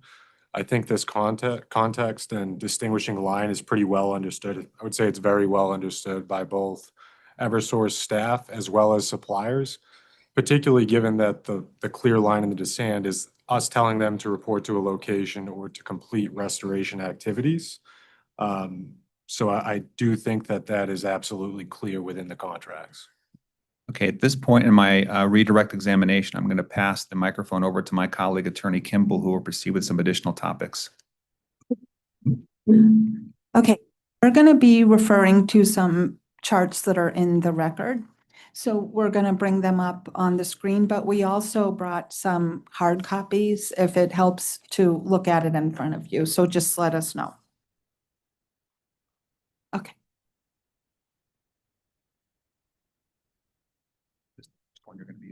The second one. Thank you, Robin. Just this one you want to Yeah. Go ahead. Yeah. Okay. So, talking to the panel here, do you recall a discussion last week regarding whether the company has a clear picture of the cost drivers in relation to its storm response? Yes. And what would you say are the drivers of the storm costs? Primary drivers is crews. Storm costs are largely a function of deploying sufficient crews to restore service, safely and in the timeline we expect, and as is determined by our ERP plan and level of declaration, and also, consistent with our customer expectations and the municipal needs. And I think you said earlier today in response to a question that the company pre-stages crews when your expectation is that the damage caused by the storm will require additional help beyond your own crews to complete restoration in a reasonable time frame. Did I say that right? Yes, I believe so. Okay. Could you all go through what are the specific factors that you look at to determine whether you think the damage is going to be more than what your own crews can handle? Well, just to think about, our crews and what they can handle. Our crews typically can handle, 500 to 600 outage events a day. And then we look at the factors that determine whether we would exceed that. It's going to be wind speed gusts, whether there's leaves still on the trees, the weight of the snow, ice accumulation and accretion, if there's a lot of travel or other access issues. Is it a regional storm, as we discussed later today? Is it affecting the entire East Coast, the Midwest, or just west of us? Then, crew availability plays into that, soil saturation, and, just our experience with prior events that are comparable. So no single factor is really a determination. It's a holistic assessment. And so the company does also, because you do have a wealth of data available regarding past storms, storm conditions, and the storm impact. Does the company use any statistical analysis when it's trying to predict what the outage impacts, what the damage impacts must be? Yeah, we use the Yukon model, the OPM. It's a statistical and machine learning tool that provides, or I should say first combines, forecasts, historical outage data, vegetation characteristics, the density of our system, and spattily, it does a prediction later across the state. And that is one of the tools we use. Now, one thing to consider, because we're just talking about crews, is the OPM, it gives you an idea of overall impact and an idea of where the impacts may be. Now, the model it's improved, very consistently since the tropical storm, but it's still not perfect, and it does not perform well in high impact events. We know that from tropical storm Isaias, but it's important to note, regardless of all that, it is not a tool that produces crew counts or tells us where to deploy crews for a storm. And the company does work with, or can you explain what you work with the Yukon on between storms? It's an ongoing. My team personally meets with them monthly, and we focus on, one, ensuring that they have all of the most relevant and recent data on our system, and that could be outage event data, that could be where we are in our tree trim program, it could be GIS files, shape files. Those are all the inputs from the information which Eversource owns into their model. And then we also review recent events to determine how the OPM prediction model performed. And then we try to determine what factors played into the overall performance of the OPM to improve it. Can I just to add a little bit of additional information with that? We also have another vendor that has an OPM. You heard that term. That's an outage prediction model, similar to the Yukon one. We rely on that. We have multiple tools, as was mentioned earlier today. We have multiple weather services that we rely on. We have the Yukon OPM model. We have the DTN outage prediction model, and we also have our weather expert who's here with us today that has a historical analysis tool as well that takes previous Yukon OPM models based on previous weather similar forecasts, and we'll look back and we'll say, okay, we had a prediction for an event very similar to this, say 2 years ago, and Yukon predicted X amount of events. The weather turned out to be this type of an event, and we had these many outage events. And we'll use that historical analysis to help us inform our decision on how many resources to acquire at the beginning of the event as well. I think what we're finding on the AGA, and we haven't been using it, a matter of fact, I don't believe we used it within events in this docket. But what we're finding is it's a good tool to fill in the gap where the OPM does not perform well. That's in the high impact events. Because you can take the meteorological data that you have and compare it to the current forecast for an event that's coming in, and find that comparison and know what happened in that previous event if we have an analog that aligns. And that's, I think, where we're going within the future, is that it will fill that gap with the OPM for high impact or a storm that's not typical for this area. Okay. Ms. Landry, in putting together the storm filings that are in this docket, did the company undertake any efforts to develop analytics around the storm costs to provide PURA and other parties with a yardstick to evaluate the costs? Yes, we actually hired PwC Consulting, so different than PwC Auditing. And we asked them to look at all 53 storms and review and analyze the data to look for cost trends and provide some input on different ways to look at the storm costs. And to your knowledge, did they know of any pre-existing like industry utilized metrics? No, they did not. And what would you say that PwC came up with? So PwC came up with cost per trouble spot as a measure to use to compare the events. And do you all think that that was a reasonable approach, and why? So I'm going to go first. So I do think it is a reasonable approach. It's at least a basis. Trouble spots are what causes, or, you know, it's the output of what causes outages. So looking at a cost per trouble spot is a metric that you can use across all the events. Okay. And, Pardon me? sorry. Excuse me. Yes. How do you define trouble spot? I think I must have missed that. It would be a outage or non-outage event in our outage management system. Okay, so when I look at this original chart and I look at the trouble spots, what, is this all the storm? This isn't all the storms during this period. This is. That's subset? 2018 through 2021 that you're showing right now. But every storm catastrophic? Every storm within this filing for recovery, yes. Can you just, further to that, can you just explain what is an outage and non-outage event? So an outage is, you know, where we incur damage where the customers, their lights are out. They have no power. A non-outage event could be the customer has part power, or the service is hanging low, or we have some other damage to our system that we have to roll a resource to a crew.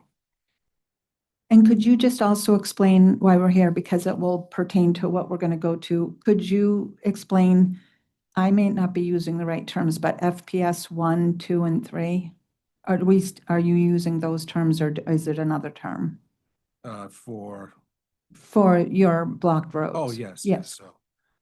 So FPS 1 is essentially, you know, for this, we'll say it's imminent danger, like someone's life safety is at risk.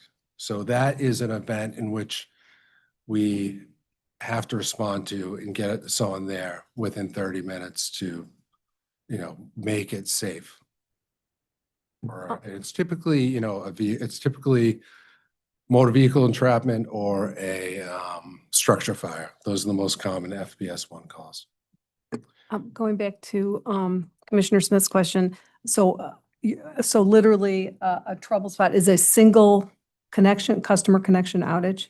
No, it's an event, and within the outage management system, they all predict up to a device which can automate or operate automatically within the algorithm. So it could be an event with one customer out, or it could be an event with 20,000 customers out. It's whoever's on that particular infrastructure that's out. Right, correct. The easiest way to think about it, I mentioned this earlier, when you think about outage management system, it's a work agenda, hundreds of thousands of lines. Every event that happens in the field, whether it's a single house out that might call in that's unrelated to any other outage, that's one trouble spot.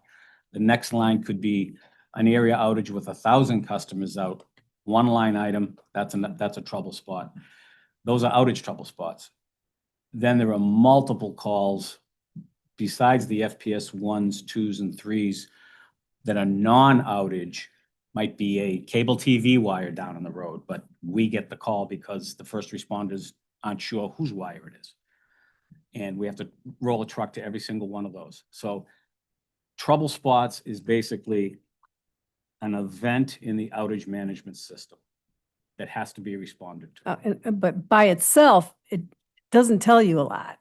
It does not tell you how much work there is. Yeah, to exactly. restore. It could be 20 broken poles, or it could be a phase off the pin that takes 30 minutes. It could be, you're right. And that doesn't happen until we're through our damage assessment. Do we determine the amount of work needed for a event? When the event initially happens, say the backbone of a circuit that a tree takes down, and it trips open the substation source circuit breaker and de-energizes 3,000 customers, that automatically populates in the outage management system, or the system operators can immediately identify that. And there's call patterns. All those customers are starting to call in. We already know, but they're calling in anyways. And those calls are automatically grouping to that one line item. But to your question about what are the repairs, we don't know what it is until we get eyes on it. So you really need like to have a weighting system. You know, the trouble spot is just like the first cut, but then you need to know magnitude, duration. So when we get into our reliability indicators, right? When you have X amount of trouble spots and Y amount of crews, if they're far apart, you know you're going to need more resources. But to your question on, at least what I heard in terms of priorities, we do have priorities and we're very clear on those. So as we were asked about before, the fire and police standing by, those are a top priority for us. So coming right out of the gate out of a storm, those town requests, especially the FPS ones that are considered life-threatening, that's our top priority. So even if the weather is still going and the winds are blowing 40, 50 miles an hour, we might not be able to get the buckets up in the air to perform restoration. But we will go out to that job site, verify whether it's our wire, and try to get up in the air to cut it down, basically to cut it clear so that we can clear that road. For our cities and towns, clearing those blocked roads, it's just one of the most important things to them. That's what they're putting on their list. Then from the blocked roads, we're moving our way down to critical facilities. So we have a list from the towns that we vetted of their critical facilities. It could be their police station, their fire station, their warming shelters. And those we're prioritizing and we're working our way down that list. And oftentimes that gets extended in depending upon the time of year, schools, voting. So I don't know why storms target voting day, but they seem to target voting day. So we're working our way down the list of critical facilities. And then at some point towards the end of that and in parallel with that, now we're working on the outages, kind of where you were going, where, as Chris and Mike described, it could be a single person, just their service wire is down, but it can go all the way up to 2,000 customers. Our sectionalizing is designed to limit somewhere in the range of 500 to 1,000 customers.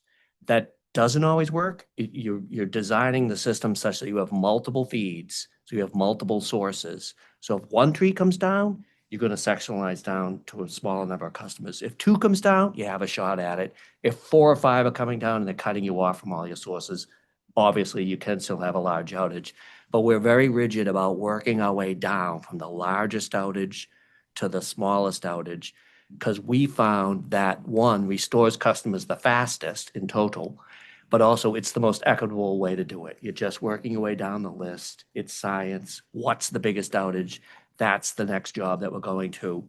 And, as Mike and Chris can talk more about, there's a little bit of play there regarding to how far will I have to drive past other outages, but generally in a large storm, we have crews all over the system. So we're very well able to stick to working our way down that list, if that helps.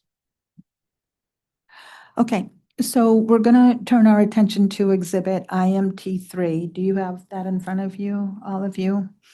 And it's up on the screen here. So do you recall that the company, we filed the IMT3 exhibit with each of our 3 filings? Do you recall that? Yes. And IMT3 is a presentation that gives dashboards for each of the storms that are in this filing, correct? So if we just flip down to, this is, well, we're not going to start with page 6. So just to flip down a little more to one of the dashboards, Ms. Harrison, could you just pick any dashboard here? So, because Mr. Clorio is just going to walk through it. Yeah. So just pick one of the storms. Keep going. Right there. Why don't we go to another one a little bit later on? Yeah, there you go. Good, right there. Okay. So just to walk you through the dashboard for the storms in general. So what you have, the top right corner is a scatter plot that shows you where the trouble spots occurred throughout the state. So it gives you an idea, obviously, where they're more dense, that's the most highly impacted area in the state. And then obviously, I just want to point out below in this one particular, why there's no outages in Bridgeport. That's a UI, as you all know, I'm sure. But that's what that's intended to show, the overall density and the amount of the region affected. And then below that, you have our restoration curve. So you can see this event slowly ramped up to a peak. And then as the graph goes down towards the 21st and 22nd, 23rd of January, we started to make our restoration. That is our restoration progress. And then just another thing to point out, also shows you our total outage, non-outage, total events, total customers impacted. And then the pie chart up top shows you the costs. So we'll be commenting on all these as the external, internal line clues. Those are always going to be the biggest piece of the pie. And then, Mr. Clorio, could you just refer to the FPS type and go back and that type Sure. back to the blocked roads? Sure. So we went through an FPS 1. FPS 2 is really anything that's hindering emergency response. So that's really our blocked roads in a storm. Anything that is hindering the police and fire from getting down a road to respond if needed to an event, a customer, a resident of Connecticut that has emergency. And then the FPS 3, it's there's electrical hazard, but it's not life-threatening. We typically, hit those towards the end of the storm. But FPS 1's always immediate response. We roll a resource that can get to the fastest. Typically, we dispatch multiple resources to FPS 1, and then FPS 2 during a storm for the most part is managed through our public safety branch and is typically in the block road category. And so just to summarize, this shows, I think it's about $16 million in costs, but 3,800 trouble events and then 349 potential blocked roads, correct? Correct. Okay. The 12 FPS 1 calls. Okay. So when we look, do you recall earlier when Commissioner Cheeseman asked whether Pura has access to some of the modeling that you all rely on when you're deciding how to ramp crews up or down? Is that shown here? Yes, I mean, the modeling that we use to determine the amount of resources is, the impact of that is shown within our restoration curve. The overall restoration is the rate in which we restore the customers is based on the resource plan, and we use that tool to determine if we have the correct resources to meet our overall restoration or operational goals, which would be our global ETR. Good. And so, Mr. Hayers, you were the incident commander on this event, weren't you? And so were you getting real-time information on that restoration curve as you were making decisions? Yeah, so when I look back at the majority of these events, we had technology that was brought up earlier. Technology has advanced tremendously since these particular events, but we had in-house analysis tools that our in-house engineers would use based in, again, the event has to happen. We draw a line in the sand, or we say we snap a line when, okay, we've stopped receiving storm-related damage. Now we can start our damage assessment. Now we know exactly how many trouble spots we have. We already know how many crews we have because we predetermined that and hired them. And then our analysis folks would say, okay, based on the number of trouble spots that you have, the number of customers that are out, the travel conditions, maybe it's a snowstorm and there's trouble, you can't move around as quickly as you can in a hurricane situation in the summer. We propose, or our analyzation shows that this restoration will be substantially complete by X.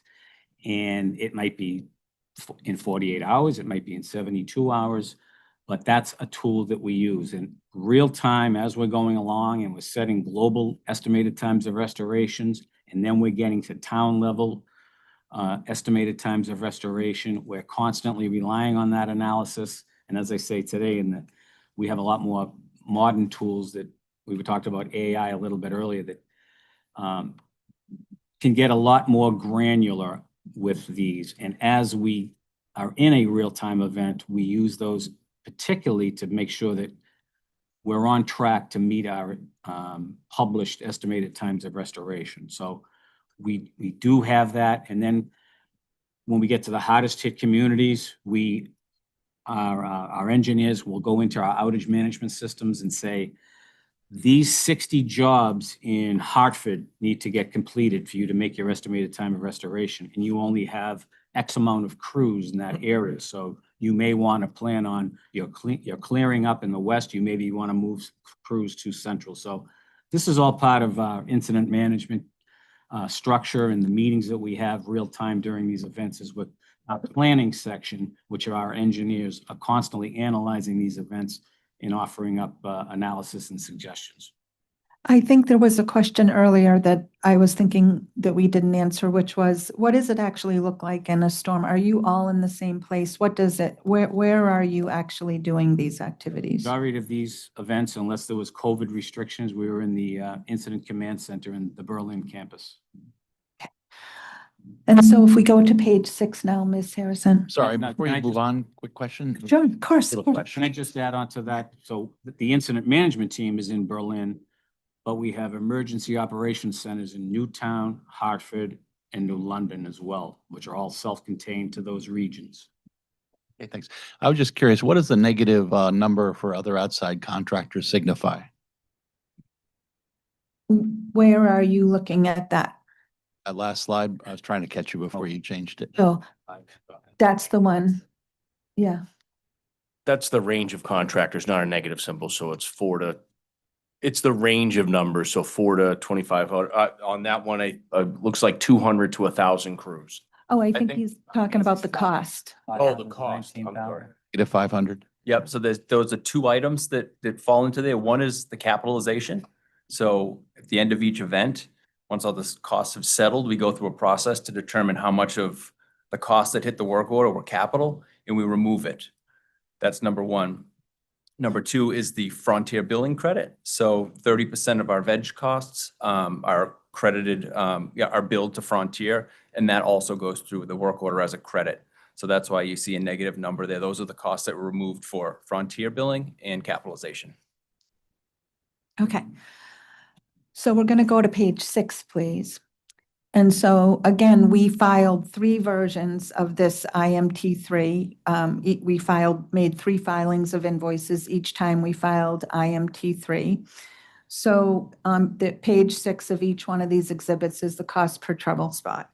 So I just wanted to have you, Mr. Colorio, if you could just walk us through what you see as the takeaways from this page. First, overall, you see an average of, I think it's $5,787 across all the storms from 2018 to 2021. And, there's a couple things that are interesting here. One is, the tropical storm I see is clearly fits within that average, even though, the cost is higher. Clearly that storm had the right amount of crews to be within the average across the board of all these events in all these years. And then I'd also like to point out that there clearly is an increase in cost. And that, is predictable and really the intended results of our changes in our ERP plan. And the increase in readiness, and also the increase in staff requirements following the storm.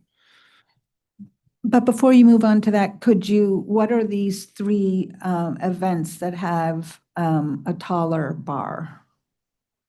So those events are storms that had not entirely materialized, and Henri's probably a good example of that, where we had, geared up for a much larger event than based on the forecast that did not materialize. So that with lower trouble spots, you have a higher trouble spot per cost per trouble spot. So I did provide, there is a 3-page handout and all this is it's extracted. It's the same page 6 from IMT3. IMT3 supplemental, which was the second filing, and IMT3 supplemental 2, which was the third filing. Do you have those in front of you, Mr. Colorio? I can see them up there, or, Okay, yes, good. Yeah. Oh, good job. Okay, but I think that is supplemental 2. Can we go to the first supplemental first? And so can you just walk us through your takeaways here? so I'll go back to what I was saying earlier, that you can clearly see an increase in cost after the tropical storm and the changes in our ERP plan, which we, increased readiness, we increased staffing requirements, and that combined with inflation and of course the external crew market has changed. There's more market pressures there, more competition. One thing that I do want to point out, though, it's not really an indication, though, that we're, inefficient or overstaffing or reducing performance. It's really those changes in increased staffing. Now, when you go through this docket, every analytical framework in this docket, storm-by-storm charts, the 3-period summaries, the 5-period summaries, what are weighted average and performance, they all draw the same conclusion. And that conclusion is that, in the period pre-ICS, if you could go back to the first chart, if possible. So from 2018, the first storm, to August 4th, 2020, we were in our old ERP plan, typical resource strategy, obviously a lower cost per trouble spot. We were somewhere in the 3,400 to that 5,787. And then once we went through the transition period after the order, 2008-03, we started to improve our early response. We partially implemented some of the newer expectations, and the costs did rise. So that takes us from post-ICS to, we'll say, June 30th of 2021. Now, when we go beyond that, we fully implemented all the changes within our ERP. Everything's in effect, increased our crews at onset, with different scaling and staffing for event levels.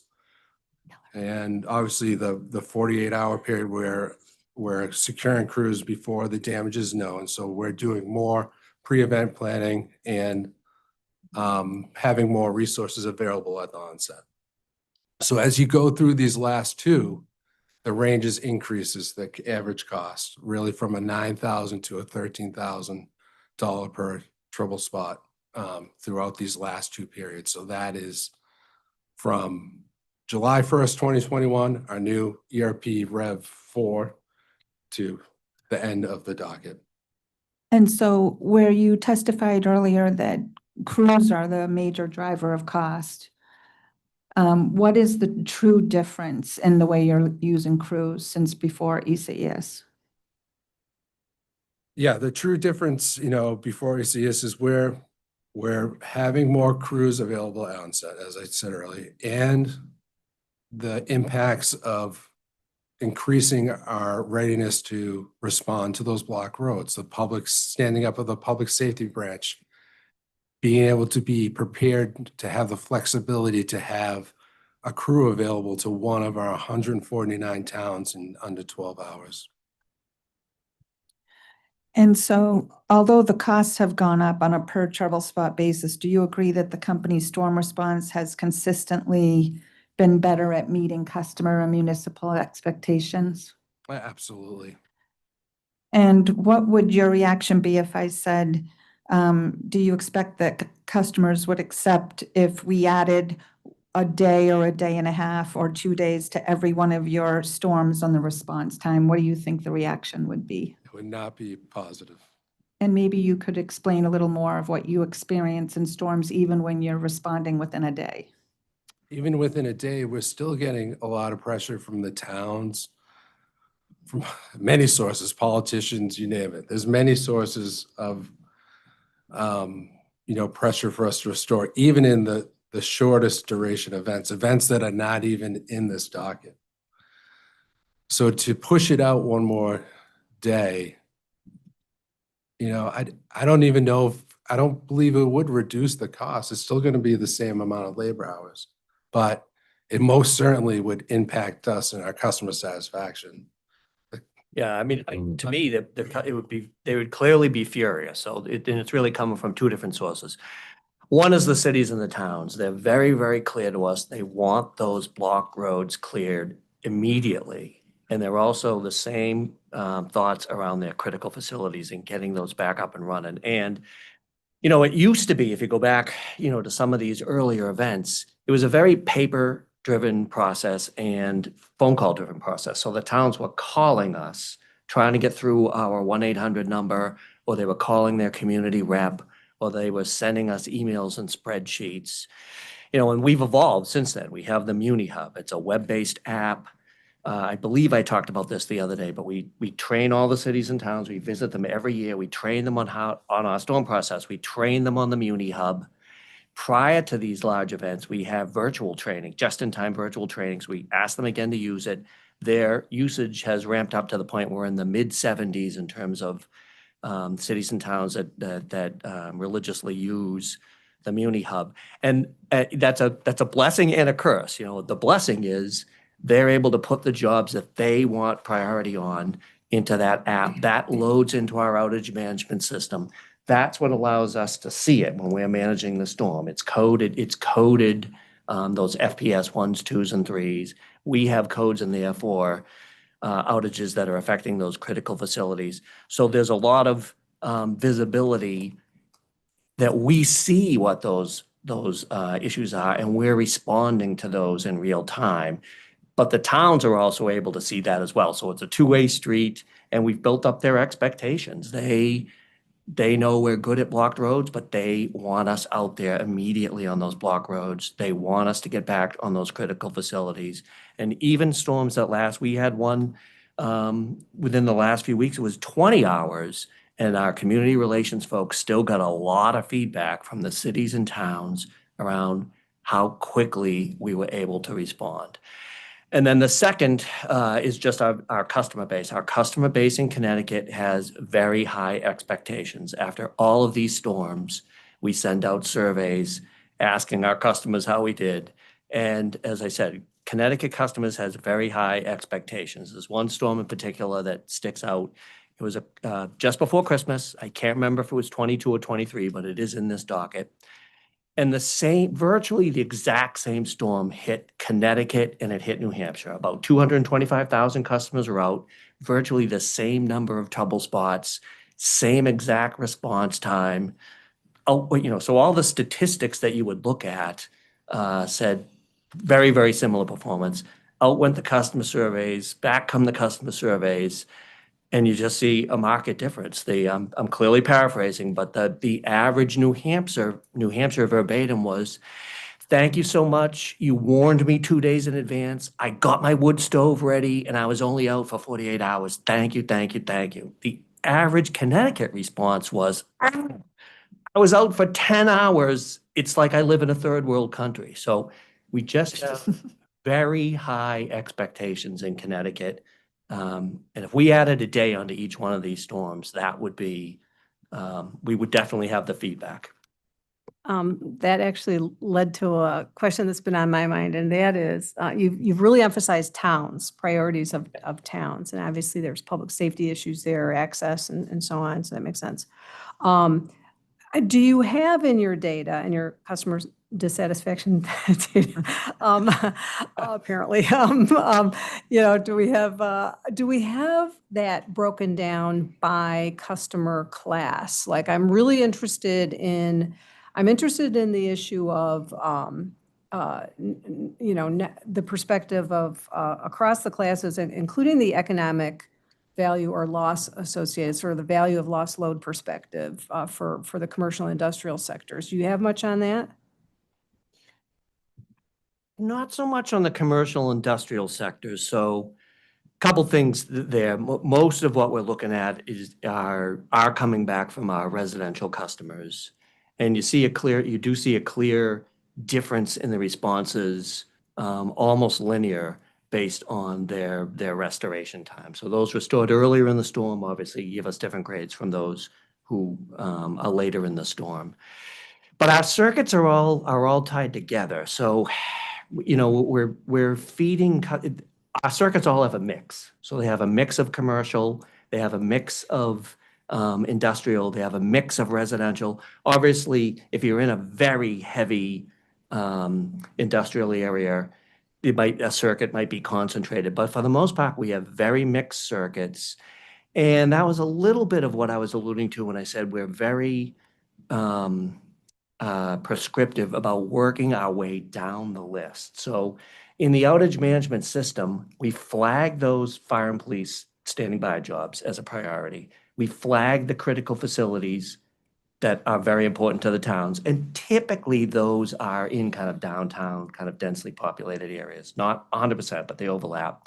But then from there, we're able to see, even though they're distinct outages and we don't know the damage, we do know is that 1,500 customers, 1,000 customers, 500 customers, or 2 customers.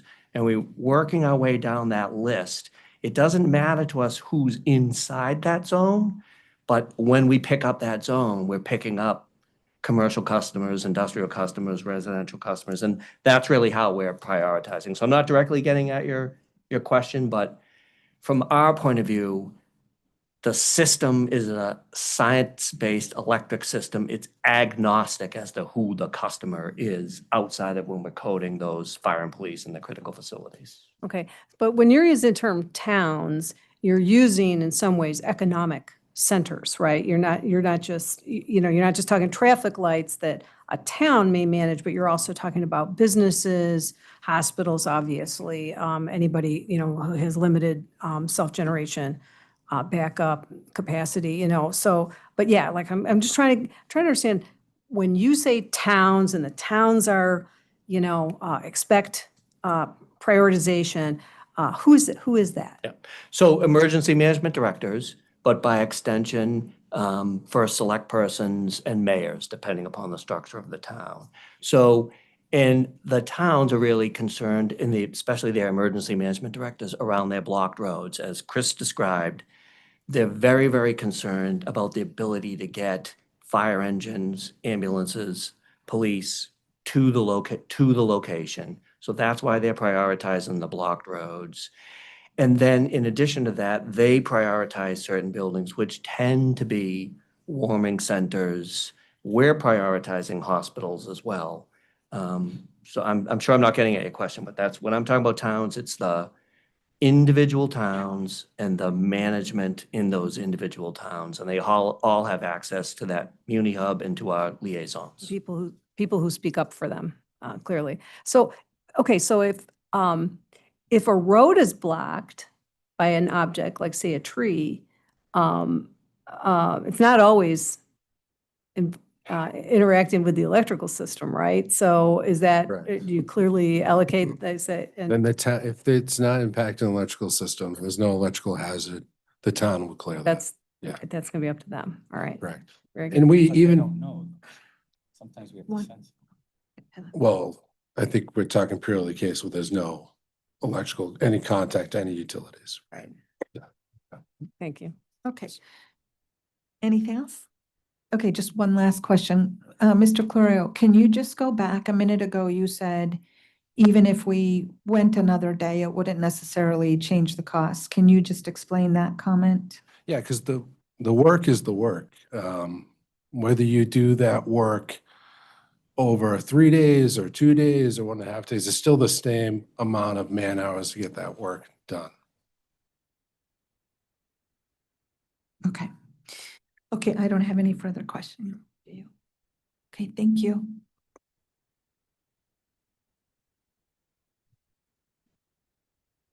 I just have a general question since we're sort of at the end. So I wasn't here when it was set, but once upon a time, we set the delineation point between catastrophic and non-catastrophic storms at $4 million.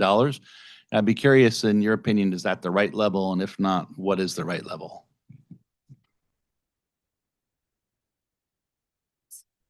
Sorry, Chris, I was looking down at Leanne, not you, but so from a, really from an electric operations standpoint, we're not delineating that. We really are looking at, is this or is this not going to be a major event? Typically, that's based on the weather that's coming in, and we're trying to make the crew determinations off of that. It really flows from there. Then the reality hits, and it's either going to be a major event or it's going to be less than a major event. And to me, it's really a rates-based question as to what should be in base rates, what level. We had a lot of questions around that earlier. But to me, that really is more of a rates question than an operations question. Yeah, and I can take that from the rates perspective too. So I think it's important that the level that's determined is set as part of a base rate case, because to the extent any storms are below that $4 million threshold, there would need to be an amount embedded in base rates that's sufficient to cover the amount of storms under that level. So I previously testified in 2025, for example, there were over 50 storms that qualified as non-catastrophic under the $4 million threshold that totaled about $35 million or more. So in the next rate case, certainly we will be evaluating, is 4 million the right amount? Does it need to be higher or lower? And as a result of that, we'll embed, we'll embed in base rates the appropriate amount of non-catastrophic storms in those base rates. I think another important factor is risk, right? The higher you set that level, that threshold, there's risk on both sides, to customers and to the company. To the extent we set that level theoretically to $20 million, there would have to be a very large amount of storms that are under $20 million set as a fixed amount in base distribution rates. Then to the extent the company does not incur that level of storms, the company would be benefiting. To the extent the company incurs a much greater level of those storms under 20 million, the company would be harmed. So there's risk on both sides that also has to be evaluated to determine whether or not 4 million is the right amount, 5 million, 1 million, or some other amount. Thanks. And I knew it wasn't for this hearing. I figured you're a captive audience. I wanted to know what you thought. Thank you. And I apologize, I should have asked this question. Commissioner Smith jumped before me while you had your slide still up. While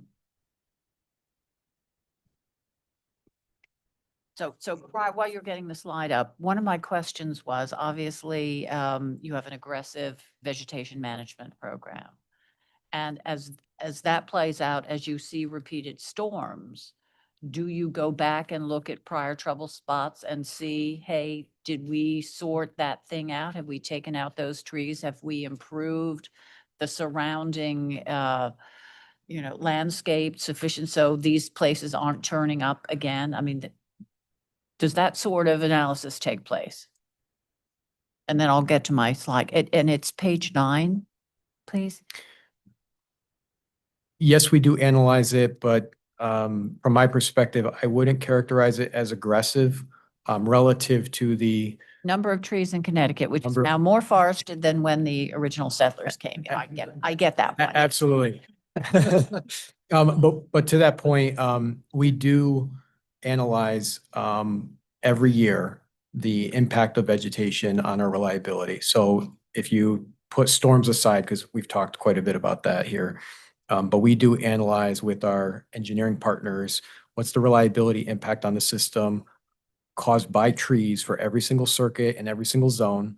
And then we will prioritize, in addition to our standard maintenance trim, which is just trying to maintain our trim zone, we will also prioritize customer-focused enhanced tree trimming or reliability-specific improvements where we'll actually go target areas that have had repeat vegetation impacts.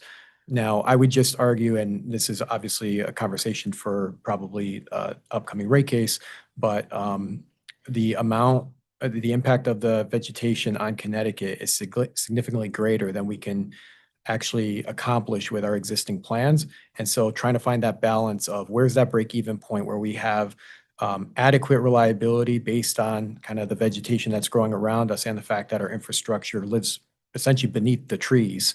So when you do have an impact from a storm, oftentimes those trees come right on top of the infrastructure. And no matter how well you reinforce them, at some point they're going to come down. So we do that analysis. We do focus our investments on the hardest hit areas from a vegetation perspective, but it really is a very small portion of the portfolio. Yeah. I get that. I walk every morning in Salem and along Music Vale Road. My husband and I are constantly that tree, that tree, that tree. So I get that one. Okay, so on this slide, when I look down at the event level matrix, I see trouble spots in line resources, expectation, NA. Was that because you had no expectations? Was that because this event was so unexpected and so out of the blue, you had no ability to plan for it? What's that, the explanation of that indication? This was a heat event, and also combined with thunderstorms, we did not declare for this event. There was no event level declaration. That's why the expectations aren't filled out within the column. But as you can see, this is an event that we essentially partially activated. Our ERP for this type of event is run out of our system operations control center, like any typical heat event would be for us. And, this is a very busy, I remember this event. I was there for many days. It was a very busy time for us. We had a lot of system issues down in the Greenwich and Norwalk issue as related to the heat in the underground. And then on top of that, we had, thunderstorm activity in the evening. So it was a very busy event. If you look at the trouble events, 3,000 trouble spots, it's quite a bit to respond to. Therefore, that's the cost drivers. Just on this one is the duration and the amount of response needed. All right, thank you. Thank you, Chairman Wheel.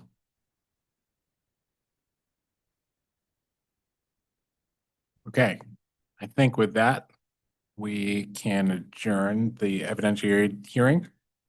And I think we're going to cancel tomorrow's date unless anyone wants to come back for some reason just to hang out. So the next dates as shown on the schedule are late files are due on the 9th of April. I got 39. Does that match what the company is showing? We got up to late file 39.